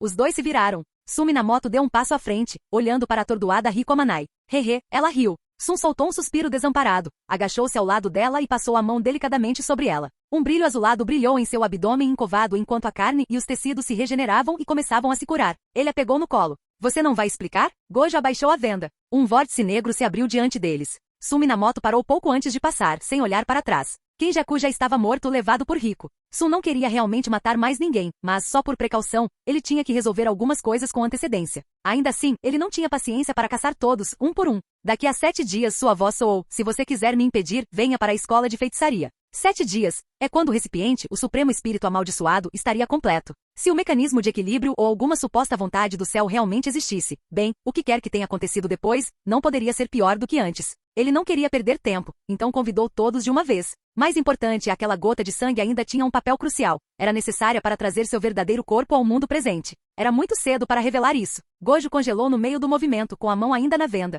Ele odiava ser levado para todos os lados, mas, de alguma forma, a proposta de Sun parecia a opção mais razoável, para todos. A escola de feitiçaria não estava totalmente preparada. Eles só tinham uma chance. Se não conseguissem derrotá-lo com um golpe só restava assistir. Das lutas passadas até a configuração atual, Gojo passou a entender o quão rigidamente Sun controlava o ritmo. Ele exalou longa e profundamente em seu coração. Contra um inimigo como esse, se ele quisesse quebrar o impasse agora, ele tinha apenas uma escolha. Enlouqueça ou morra tentando. Ele puxou a venda de volta sobre os olhos. Sob o olhar deles, Suminamoto avançou em direção ao vórtice e desapareceu. Os resíduos remanescentes giraram como brasas moribundas, desaparecendo completamente sem deixar vestígios. Capítulo 189. De volta à primeira barreira em Tóquio. Todos reunidos. Satoru Gojo e Suguru Geto atualizaram o grupo com as últimas informações. A sala ficou em silêncio. 7 dias, o tempo era curto. Não havia espaço para desperdiçar nada. Gojo se levantou, bateu palmas para chamar a atenção de todos e perguntou: onde está aquele feiticeiro de antes? Aquele que pode anular todas as técnicas. Onde ele está? Desde o início sua intenção era clara, reunir todas as suas forças, especialmente seu poder de combate máximo. E agora, a maior prioridade era Sukuna. E o Itadori? Ele insistiu. Itadori era absolutamente crucial. Se conseguissem controlar o poder de Sukuna, combinado com o próprio Gojo, Geto, a diretora Yaga, Yuki Tsukumo e vários graus especiais recém-chegados, sua força seria formidável. No mínimo, eles poderiam imobilizar Suminamoto e talvez ter uma pequena chance de agir. O resto dependeria de como as coisas se desenrolassem no momento. Mas essa pequena chance dependia da quebra do voto vinculante de Sukuna, ou pelo menos, da descoberta da natureza exata da restrição. Yaga disse seriamente: eles já estão voltando. Vamos trazê-los todos juntos. Alguém saiu rapidamente da sala. O silêncio retornou. Não podemos usar o reino da prisão? Alguém sugeriu. Talvez possamos selar Suminamoto com ele também. Agora que o reino da prisão havia sido desbloqueado, ele poderia selar mais uma pessoa. Eles também possuíam a lança invertida do céu. Parecia viável. Duvido. Gojo balançou a cabeça. O fato de ele ter entregado significa que ele já tomou precauções. Vale a pena tentar, mas não conte com isso. À medida que a urgência aumentava, mais pessoas começaram a falar, e a sala ficou barulhenta com vozes sobrepostas. Gojo ouviu por um tempo, depois desligou, fechando os olhos para pensar. Logo, passos rápidos ecoaram pelo corredor, e os murmúrios diminuíram novamente. Todos se voltaram para a porta quando Itadori e alguns outros estudantes entraram, acompanhados pelo feiticeiro. O Itadori coçou a cabeça sob o peso do olhar de todos. Gojo não disse muita coisa. Aproximou-se e observou Itadori atentamente. Um pequeno sorriso se formou em seus lábios. Esta era a melhor notícia que ele receberá em algum tempo. Itadori estava se adaptando ao poder de Sukuna mais rápido a cada dedo que ele absorvia. Com o apoio de todos, eles podem chegar a tempo. Ele sempre almejou a assimilação completa de todos os 20 dedos. Sem isso, Sukuna não seria de muita utilidade. Seu sorriso aliviou a tensão na sala. Gojo então voltou sua atenção para o feiticeiro. Como devemos chamá-lo? Ana Kuruzu. Ana Kuruzu parecia ter a mesma idade de uma aluna do colégio de feitiçaria. Usava meia calça preta por baixo de um suéter bege de gola alta. Seus cabelos loiros e curtos caíam para dentro, formando arcos suaves ao longo das bochechas. Ela exalava uma vibração pura e gentil. E ela realmente parecia assim, simples e facilmente confiável. Há algo que eu possa fazer para ajudar? Perguntou ela. Gojo não conseguiu evitar sentir um pouco de carinho por ela, e então se recuperou, estreitando os olhos diante do sorriso radiante dela. Não parecia falso. Por que você está disposto a nos ajudar? Ele perguntou gentilmente. Porque não senti nenhuma malícia. Todos aqui parecem gentis. Ela sorriu novamente, então de repente franziu a testa, preocupada, e levou as mãos ao rosto, como se tivesse sido interrompida por alguma coisa. As pessoas próximas notaram, a pele sob sua pálpebra inferior se contorceu e uma boca emergiu. Uma boca que parecia a de Sukuna. No momento seguinte, ele abriu e falou com uma voz masculina completamente diferente. Você está tentando lidar com o desonrado, não é? Embora soasse como uma pergunta, o tom era firme. E não era dirigido à sala, era dirigido a Itadori. Ou mais precisamente ao Sukuna dentro dele. Sukuna é o desonrado? Outra relíquia milenar, mas ninguém ficou particularmente chocado. Ultimamente, eles já tinham encontrado muitas dessas relíquias, algumas eles mataram, outras cooperaram. Todos silenciosamente levantaram a guarda. Gojo assentiu levemente sem negar. Isso tornou as coisas mais fáceis de conversar. Sim. Você tem alguma sugestão? Ele perguntou. Eu sou o anjo, respondeu a boca. Para eliminar o desgraçado, você só precisa contê-lo por um momento. Deixe o resto comigo. Embora. Não tenho certeza se você consegue realmente segurá-lo. Satoru Gojo pronunciou o som pensativamente franzindo a testa. Se importa se eu perguntar, como exatamente você planeja eliminar Sukuna, o desonrado? Não é segredo nenhum. Usarei minha técnica para purificá-lo completamente. Purificar completamente? Gojo franziu a testa ainda mais. Mas precisamos desse poder agora. E além disso, Itadori também não seria afetado? O anjo pareceu confuso, virando-se para Itadori. A princípio, ele notou algo familiar, mas depois reconheceu. De repente, ele ofegou. Espera. Você quer dizer que o desonrado ainda não reviveu completamente? Ainda está dentro dessa criança? Ele sentiu a presença do desgraçado em Itadori e presumiu que eles apenas tiveram contato. Naquela época, ele já estava confuso. Como alguém tão fraco quanto Itadori ainda estava vivo depois de entrar em contato com Sukuna? Pirralho sortudo, ele pensou na época. Mas agora ele percebeu que esse garoto era na verdade o receptáculo de Sukuna, e ainda mantinha sua própria consciência. Ele até se uniu à nave de Sukuna? Este é o receptáculo de Sukuna? Ele sentiu como se sua visão de mundo tivesse sido invertida. Gojo sentiu levemente. O anjo ficou em silêncio. O desgraçado era seu inimigo natural. O nome por si só deixava isso claro. Seu propósito era erradicar seres como aqueles que desafiavam a ordem natural. Havia uma conexão predestinada entre eles. Se ele tivesse despertado, isso significaria que o desonrado também teria despertado completamente. Mas agora eles estavam dizendo que Sukuna não havia realmente retornado? Então por que ele acordou? A menos que... O anjo caiu em um silêncio mais profundo. Você viu o mundo exterior, não viu? Continuou Gojo. Lá fora. Respondeu o anjo instintivamente. Estranho, porém, a concentração de energia amaldiçoada na era moderna é muito maior do que nos tempos antigos. Não estou falando de fora da barreira. Estou falando de fora de todo esse domínio, enfatizou Gojo. Espera aí. O quê? Estamos dentro de uma barreira agora? O anjo de repente olhou para cima, chocado. Sim. E há mais 9 iguais a este. Nosso alvo não é mais Sukuna. É aquele que criou essas barreiras. Mas para lidar com eles, precisamos usar o poder de Sukuna. Agora que o terreno estava preparado, Gojo falou claramente. Sukuna sozinho não será suficiente. Precisamos de você também. E se você conhece alguém com muito poder, traga-o. Aquele que criou as barreiras. Agora tudo fazia sentido. A mente do anjo estava em turbulência. Só podia haver um motivo para ele ter acordado antes do previsto. Outra pessoa, ainda mais perigosa, havia quebrado as regras. Ele olhou para o céu novamente, sentindo a energia amaldiçoada ao seu redor. Até o anjo estava cego para o mundo além. Capítulo 190. O anjo nunca estivera totalmente confiante em eliminar o desonrado. Sua técnica, embora invencível, também dependia fortemente de certas condições. A pessoa que ele escolheu possuir tinha que ser bondosa e pura. Esses indivíduos eram frequentemente conhecidos por outro nome, santos. Os santos não devem ser ridicularizados, mas depois de conhecer muitos deles, foi difícil não criar um estereótipo. Eles tendem a expressar gentileza independentemente da situação, não há nada de errado nisso. Mas o verdadeiro problema é como eles frequentemente impõem expectativas aos outros ao fazer isso, interrompendo o panorama geral. A maioria das pessoas só vê essas características retratadas em filmes ou na TV e forma opiniões. Ele, no entanto, vivenciou isso em primeira mão com total imersão. O ditado redimir o vilão o torna mais fraco significa que quando seu coração amolece, sua determinação vacila. Os santos vão ainda mais longe. Eles muitas vezes encurralam os vilões só para dar a eles uma chance de contra-atacar. Diferentemente do tipo de possessão que toma conta da consciência, sua forma de coexistência era mais parecida com o estado atual de Sukuna e Itadori. Isso dificultava a interferência nas ações do anfitrião. Agora tudo era uma bagunça. A densidade da energia amaldiçoada era alarmante,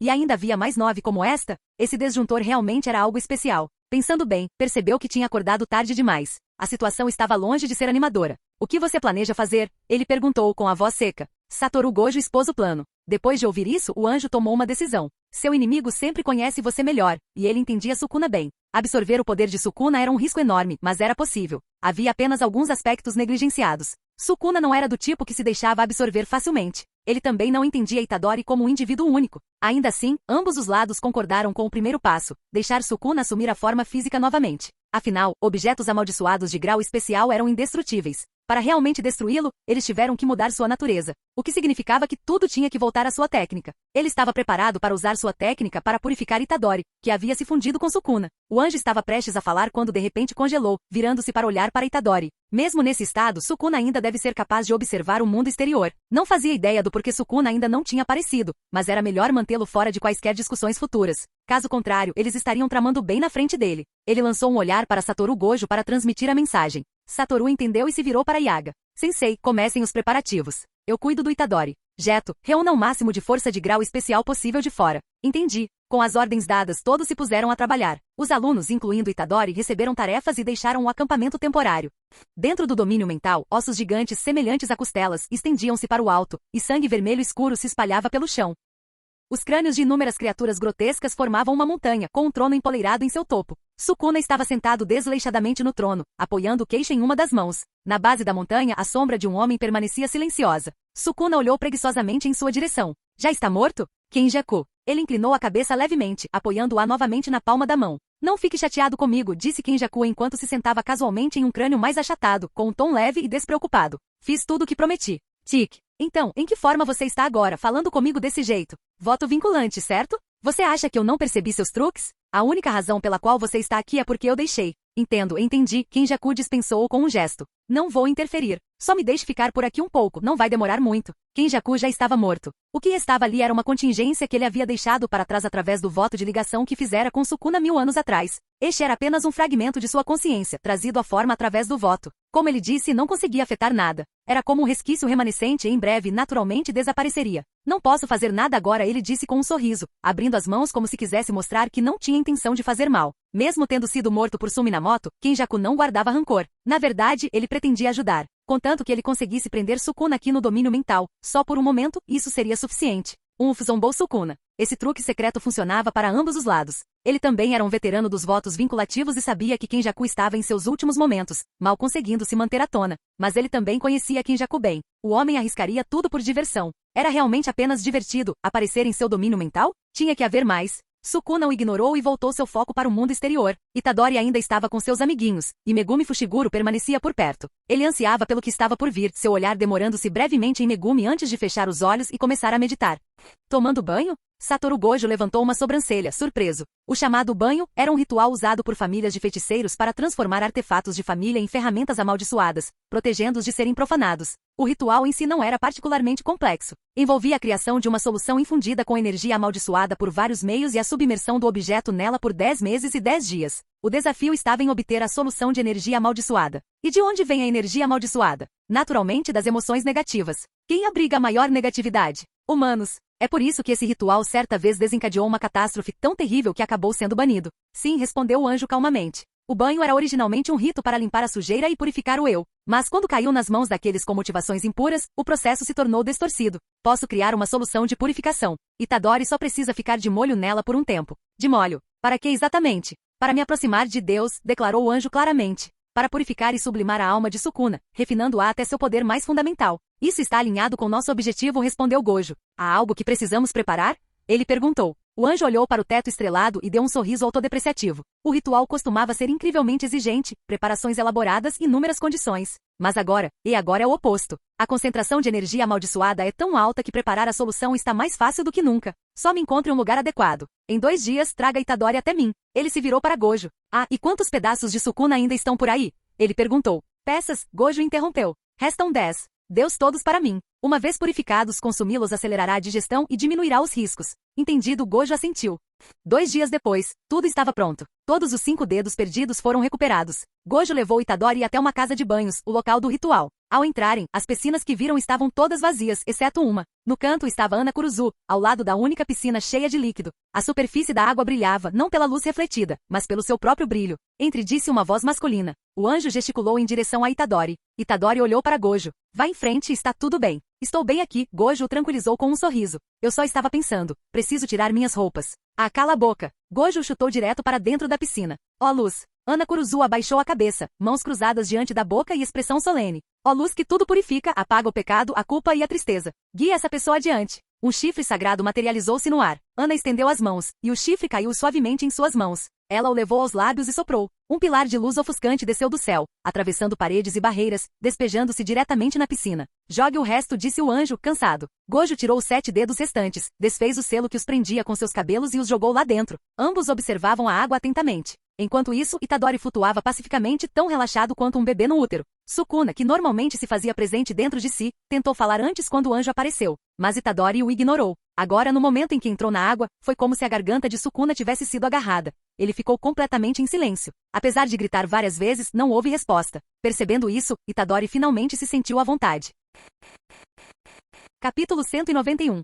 Minamoto retornou ao domínio do santuário. Riko Amanai também havia se recuperado completamente. Acima deles, o enorme crânio em forma de balde com 6 olhos na cúpula continuava absorvendo maldições. Um pescoço agora havia se formado abaixo do maxilar, conectando-se aos ombros largos, braços, tronco e coxas. Apenas a parte inferior das pernas e os pés permaneciam em um estado cemitério. Mesmo assim, a figura imponente do gigante já estava tomando forma. O mar negro batia logo abaixo dos joelhos do gigante, sua superfície estranhamente parada como uma piscina sem vida. O gigante encarou o templo, como se observasse silenciosamente a árvore dos ossos. A pressão aumentava a cada segundo. Relâmpagos negros estalavam no ar, e fenômenos estranhos começaram a tomar forma. A árvore dos ossos estava conectada às 10 grandes barreiras, então Minamoto estava bem ciente de seu progresso atual. Foi por pouco, muito por pouco.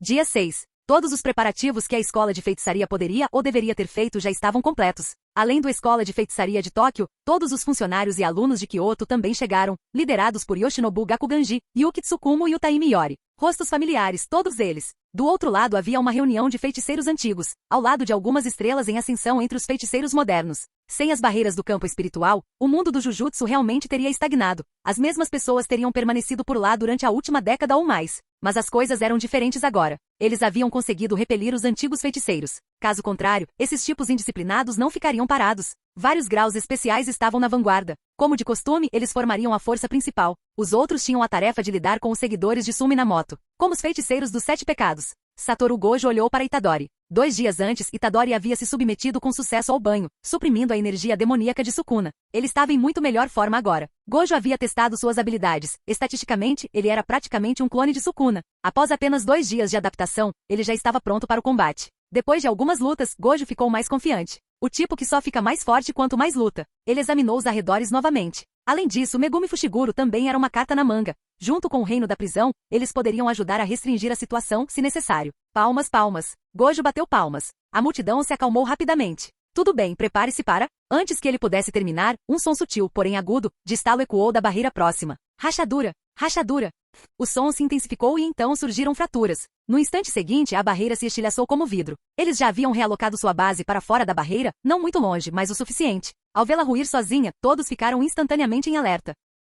Mas nada aconteceu. A esperada onda de espíritos amaldiçoados não veio. Aqueles que ainda estavam dentro da barreira olharam ao redor instintivamente, igualmente atordoados. Todos os espíritos amaldiçoados haviam desaparecido. A mesma coisa aconteceu nas outras 9 barreiras. De repente, o céu claro ficou escuro, nuvens pesadas se formaram e pressionaram como um presságio de catástrofe. Gojo e os outros viram ainda mais. Eles viram o céu acima se transformar num mar negro tangível, assustadoramente parado, assustadoramente silencioso. O céu inteiro ficou escuro como breu. Uma figura colossal estava dentro do mar, seu corpo tremendo como se estivesse resistindo a algo, mas a água sob seus pés permanecia perfeitamente imperturbável. Uma fraca luz estelar brilhava em algum lugar mais profundo na escuridão, lançando um brilho frio sobre o vazio. Então, quando as barreiras foram quebradas, um tsunami surgiu. No momento em que a mudança ocorreu, o Mar Negro rugiu para cima, fervendo como se quisesse destruir os céus, desabando de cima para baixo. Eles trocaram olhares, com rostos sombrios. Saiam, disse Gojo finalmente.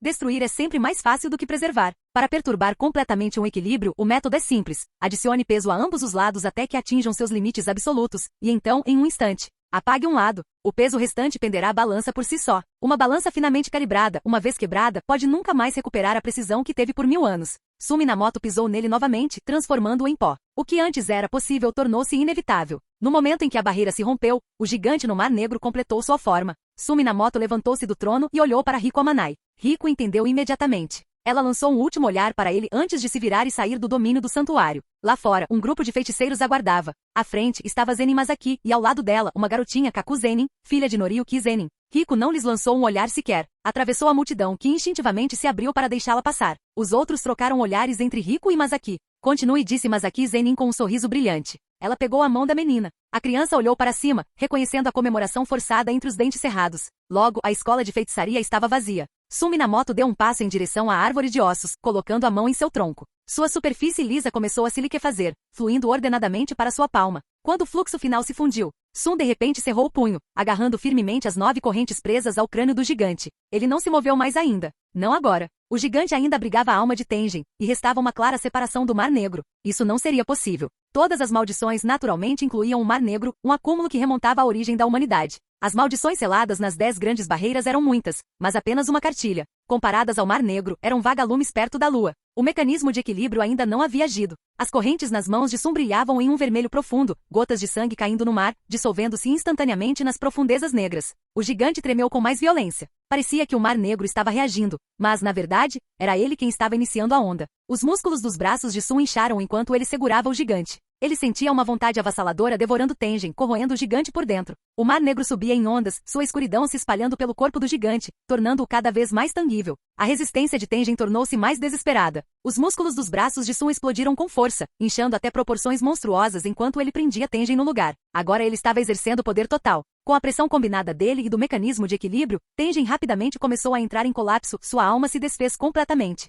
Sun deu um passo para trás, deixando o mecanismo de equilíbrio forçar sua entrada. Vendo o gigante prestes a ser ultrapassado pelo Mar Negro, Sun sorriu com satisfação. Esse processo refletia o ato de possessão, tratar o Mar Negro como objeto amaldiçoado e o gigante como navio. Somente quando um conceito se concretiza ele pode ser morto. Ele não estava apenas possibilitando o nascimento do espírito amaldiçoado supremo, mas também estava garantindo que o condutor interno mudasse de Tengen para a vontade do mundo. Foi por isso que ele guardou a alma de Tengen. Uma existência milenar era o recipiente perfeito. Combinada com um corpo forjado de maldições puras, ele havia criado o recipiente ideal para o céu. Kenjaku disse uma vez que ele e Sun eram parecidos, ambos dispostos a morrer por um vislumbre do Dao. E em momentos como esse, quando Sun ansiosamente levava as coisas adiante, ele realmente se parecia com ele. Mas ao contrário de Kenjaku, que se deleitava com o caos por diversão, Sun tinha algo mais, coração. Ele solucionava os desastres que causava. E ao contrário de Kenjaku, sua ambição era mais profunda. Ele queria atingir a iluminação. O mar continuou a inundar o gigante, cujo corpo ficou mais alto e seu rosto mudou, lentamente assumindo uma forma humana, lembrando vagamente Suminamoto. Suas pálpebras tremeram. Prestes a abrir. Você tem minha permissão para usar meu rosto? Sun zombou e puxou. Bang! As correntes estalaram e se esticaram. O gigante cambaleou, mas logo recuperou o equilíbrio. Ele abriu os olhos. Um olhar frio e implacável encontrou de Sun. Sun encarou de volta, os olhos brilhando com a luz das estrelas enquanto o cosmos se aproximava. O céu esperou que o Mar Negro tomasse forma humana. Sun esperou que seu verdadeiro eu descesse. Capítulo 192. Do lado de fora da escola de feitiçaria, Masaki Zenin e os outros bloquearam o caminho do grupo. Naobito Zenin deu um passo à frente. Ai meu Deus, que vergonha para a família. Deixe-me como chefe da casa cuidar dessas pessoas. Ele se virou para olhar para Masamichi Yaga. Yaga sentiu. Tic, são só truques baratos, mas Zenin murmurou baixinho. De acordo com o plano, aqueles abaixo do grau especial lidariam com os seguidores de Suminamoto. O restante dos graus especiais, juntamente com Itadori e Megumi Fushiguro, seguiriam para o colégio de feitiçaria. Riko Amanai deu um passo à frente, bloqueando o caminho deles. Eu cuido de Riko Amanai, disse Yuki Tsukumo, dando um passo à frente. Os outros o cercaram e entraram na escola com sucesso. A árvore osso branco havia desaparecido, mas o grupo continuou até o mesmo local, e lá eles finalmente viram Suminamoto. Agora em forma humana, ele não exibia nenhuma de suas características estranhas habituais. Parecia completamente comum, até sorrindo ao cumprimentá-los. você chegou. O grupo olhou para o homem, uma mão segurando o gigante e a outra levantada em um aceno casual. Nesse ponto, não havia mais nada a dizer. Eles estavam prontos para agir de acordo com o plano. Muito tempo sem ver. Uma voz ecoou atrás, seguida por uma explosão de risadas altas. Ha ha ha. Que interessante. Realmente interessante demais. Itadori saiu da multidão, seu olhar alternando entre Suminamoto e o gigante. Ele rasgou a camisa. Manchas pretas se espalharam por seu rosto e tronco, e um par de olhos apareceu sob suas pálpebras. Era Sukuna. Não apenas isso, a carne se contorcia no centro de sua testa, dando lugar a um terceiro olho longo e horizontal. O único olho fixou-se no gigante, queimando com intensidade. Sukuna congelou de repente. O tempo está quase acabando, ele murmurou. Kenjaku, ele gritou bruscamente. Para mim, é mais do que suficiente. O terceiro olho relutantemente voltou-se para Suminamoto e então reacendeu-se com intensa excitação. Sukuna deu um passo à frente com facilidade, um sorriso sinistro se espalhando por seu rosto enquanto ele avançava direto em direção a Suminamoto. Atrás dele, Satoru Gojo abaixou a venda e olhou para o anjo. Sukuna, que deveria ter sido destruído, ainda permanecia. Por causa do voto de vinculação, ele e Kenjaku tornaram-se mutuamente dependentes. Mas ele perdeu a vantagem. Acorrentar era a palavra-chave do voto entre ele e Itadori. Uma vez proferido, Itadori teria que abrir mão do controle de seu corpo por 1 minuto. Durante esse tempo, Sukuna estava proibido de matar qualquer pessoa, se o fizesse, enfrentaria punição. Não que isso importasse mais. Sukuna já estava frustrado com o estado atual de sua alma. Ainda assim, como Kenjaku disse, algo interessante de fato havia aparecido. Naquele minuto ele tinha 2 escolhas. Uma, ignorar Gojo e assumir o corpo de Fushiguro Megumi usando seu estado de alma, ou desmantelar. Ele escolheu a última. Um corte invisível atingiu o pulso direito de Suminamoto, aquele que segurava a corrente. O pulso quebrou completamente. Mas Suminamoto apenas olhou para ele com um sorriso agradável, como se tivesse acabado de liberar uma mão. O sorriso de Kenjaku desapareceu ligeiramente. Com o canto do olho, ele olhou para a mão decepada. Ele pairava no ar, imóvel, com os dedos ainda cerrados com força. Veias saltavam em sua superfície, puxando lentamente o gigante para baixo do céu. A mão decepada de Suminamoto já havia se regenerado. Embora ele fosse apenas uma gota de sangue, após se fundir com a árvore do osso branco, seu poder não deveria ser subestimado. Ainda havia tempo, bastante tempo para brincar com essas pessoas. Ele caminhou em direção a Sukuna como se estivesse caminhando tranquilamente. De repente, rachaduras apareceram em seus braços, pernas, cabeça e tronco. Seu corpo se partiu em inúmeros pedaços. Cada pedaço que tocava o chão se tornava uma versão em miniatura de Suminamoto, continuando a avançar. Eles se fundiam à medida que caminhavam, sobrepondo-se até formarem uma versão maior de Suminamoto novamente. Constantemente alternando entre um e muitos, ele finalmente chegou diante de Sukuna. Os pés de Suminamoto afundaram levemente no chão, no momento em que uma explosão de chama surgiu em sua direção. Uma técnica de gravidade combinada com a chama divina lareira. Em meio ao fogo, ele ergueu os 2 braços, cerrou os punhos e lentamente se afastou para recarregar seu poder. O espaço ao seu redor se distorceu. Um flash negro irrompeu das chamas e atingiu o abdômen de Sukuna. O punho afundou na carne macia. Um raio negro percorreu todo o corpo de Itadori, e 2 silhuetas emaranhadas e fantasmagóricas tremeluziram atrás dele, fracas e instáveis, como baterias fracas prestes a se esgotar. Plop e Itadori caiu no chão. Suminamoto olhou para cima, estendeu a mão, agarrou 2 silhuetas, esmagou-as numa bola e engoliu-as inteiras. Venham! Ele abriu os braços em direção ao grupo e fez um sinal. Sem dizer uma palavra, todos se dirigiram para Satoru Gojo. Vazio ilimitado. O domínio se expandiu, cobrindo a todos enquanto uma enxurrada avassaladora de informações invadia suas mentes. Todos, exceto Suminamoto, permaneceram ilesos. Todos fizeram contato com Satoru Gojo. Um feiticeiro é mais forte quando está sozinho, a menos que... Outra expansão de domínio se desdobrou, incrustando-se no vazio ilimitado. Um campo misterioso se estendeu sobre Suminamoto. Então, múltiplos domínios foram ativados em uníssono, entrelaçando-se como anéis entrelaçados. Incontáveis sombras espectrais surgiram atrás de Suminamoto, desintegrando-se em ondas. 2 forças opostas, uma puxando, outra empurrando, comprimiam seu alcance de movimento a um único ponto. Uma força controladora invisível tentava imobilizá-lo. Reino da prisão, aberto. 6 massas de carne e osso se fecharam sobre Suminamoto. As 6 faces do reino da prisão se fecharam lentamente, comprimindo seu corpo, tornando-o cada vez menor. Quando estavam prestes a se fechar completamente, uma mão pressionou uma das laterais. Os 5 dedos foram esmagados. O reino da prisão foi selado. Os domínios desapareceram de uma só vez. Anjo. De trás, Ana Kuruzu deu um passo à frente, entoando um cântico enquanto a trombeta soava. Um pilar de luz desceu do céu, atingindo o reino prisão. Derreteu os 5 dedos e gradualmente, embora aparentemente lentamente, envolveu todo o objeto em luz.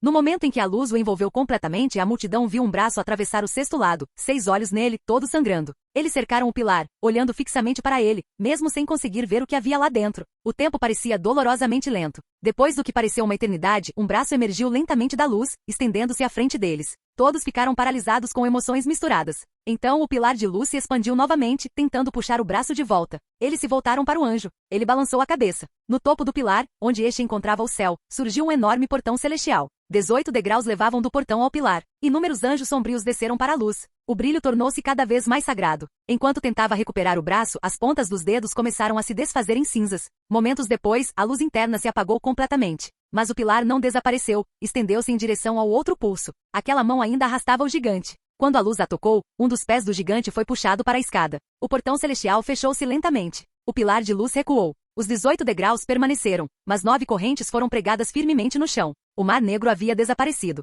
O gigante agarrou todas as 9 correntes com uma mão, enrolou-as no pulso e puxou-as para trás, esticando-as. A terra e o céu racharam e tremeram. Tsunamis irromperam pelos mares do mundo dos vivos. Era uma cena apocalíptica. Diante de tamanho poder divino, tudo o que podiam fazer era recuar. Craque, craque. O portão celestial se abriu novamente. O pé do gigante avançou lentamente. O chão e o espaço se separaram ainda mais, e até mesmo os feiticeiros do lado de fora do colégio de feitiçaria começaram a fugir. As fraturas continuaram se espalhando. Todos agora sentiam uma genuína sensação de ruína. Nesse ritmo, não demoraria muito para que a ilha inteira desabasse. Eles lutaram para manter o equilíbrio enquanto observavam atentamente. O céu escureceu ainda mais, até que o dia e a noite se inverteram. As estrelas chegaram. Um braço enorme irrompeu pelo portão celestial vindo de dentro. O gigante cambaleou para trás, não avançando, mas recuando, parando completamente nos degraus. Outro braço se estendeu, agarrando ambos os lados do portão. Os músculos incharam, as linhas afiadas como pedra cinzelada. O portão se deformou sob pressão, gemendo com um guincho torturado. O ser atrás dos braços empurrou para forçar a passagem. O gigante se moveu para detê-lo, mas metade de um ombro já havia emergido. Com um estrondo alto, o portão foi ainda mais danificado, e um braço e uma cabeça largos apareceram à força. Rende rangido, rangido. A porta rangeu. O tronco e as pernas passaram, seguidos pelas mãos. O dono das mãos finalmente emergiu. Sua figura curvada endireitou-se lentamente, revelando uma figura imponente agora plenamente presente no mundo. A verdadeira forma de Suminamoto havia descido. Com um aceno de mão, as 9 correntes se soltaram do chão e voaram de volta para sua palma. O colapso do céu e da terra cessou. Suminamoto desceu, a escada se estilhaçou sob seus pés, e o gigante caiu em direção ao chão. Suminamoto seguiu.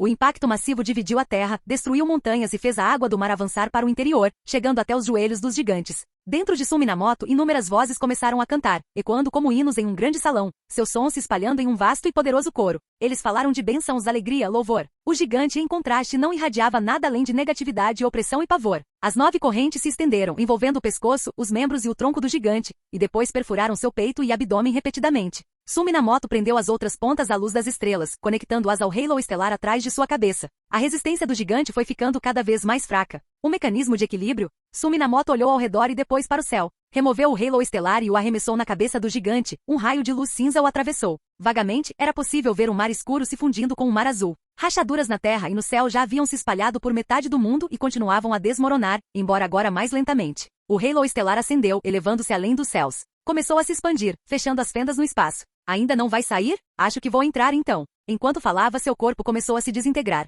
Sua carne preencheu as lacunas da terra, ossos substituíram as pedras quebradas, sangue se transformou em água. Membros restauraram as montanhas destruídas e seus órgãos se transformaram em rios. Ele se incorporou ao mundo. A nova terra ressoou com o halo estrelado, formando um novo domínio. Após se fundir com o mundo atual, separou-se dele. Ou melhor, empurrou o mundo presente para mais fundo, fazendo do outro mundo sua camada superficial. Tudo que restou do gigante foi uma pequena massa de carne. Talvez essa fosse a verdadeira forma do mecanismo de equilíbrio. Aquela pequena bola de carne estava incrustada no pico da montanha mais alta, servindo como pedra angular entre os mundos interno e externo. A árvore esquelética crescia no topo dela. Maldições retornaram aos amaldiçoados. Humanos retornaram ao mundo humano. Inúmeros espíritos emergiram. Maldições e bênçãos encontraram seu equilíbrio mais uma vez. Equilíbrio de novo, hein? Era como se o matador de dragões se tornasse o dragão. A consciência de Suminamoto transbordava de satisfação. No fundo, Rico esculpia as novas regras. Maldições jamais poderiam desaparecer de fato, a menos que a humanidade desaparecesse. Suminamoto aceitou plenamente essa verdade e, naturalmente, não tinha intenção de extinguir a humanidade. Humanos no mundo interior geraram maldições. Estas passaram pela bola de carne para o mundo da superfície. Lá, as criaturas existentes produziram poder de bênção. Quando mescladas com maldições, estas deram origem à força de origem, um ciclo interminável que só o tornaria mais forte. Mas isso não importava mais. Depois de dividir tudo, ele caiu no sono. A concentração de maldições no mundo interior diminuiu, e os espíritos amaldiçoados se tornaram cada vez mais raros. Os danos causados pelos feiticeiros também diminuíram, uma pequena pistola agora podia derrotá-los. Os tempos haviam mudado. O colégio de feitiçaria foi reconstruído a partir das ruínas, mas se tornou uma verdadeira escola teológica. O quartel-general do Jujutsu já havia entrado em colapso no início desta nova era. No mundo da superfície, Sob a árvore branca como osso, Rico Amanai segurou o rosto com as mãos e olhou para um vaso de flores. Dentro dele havia uma semente de cristal cinza. Ela já estava cuidando dele há muito tempo. Como em todos os dias, ela regou cuidadosamente com um pequeno regador e em seguida levou o vaso para a luz do sol. Sentou-se e olhou para a terra, distraída. Ainda não tinha brotado. O sol estava quente. Sua presença pairava na luz, no mar, nas montanhas, na grama. Mas, o que você está fazendo? Atordoada, ela ouviu aquela voz familiar novamente. Suspirou baixinho em seu coração. Uma sensação familiar tocou sua cabeça, como se alguém a estivesse acariciando. Quanto mais real parecia, mais profundo seu arrependimento se tornava. Ela murmurou: só os virgens acham que as meninas gostam de ter a cabeça acariciada. Você não achou mesmo que eu era semente, achou? Fim. Fim do vídeo. Para acesso antecipado a vídeos, ou para incentivar o canal, vire membro. Muito obrigado.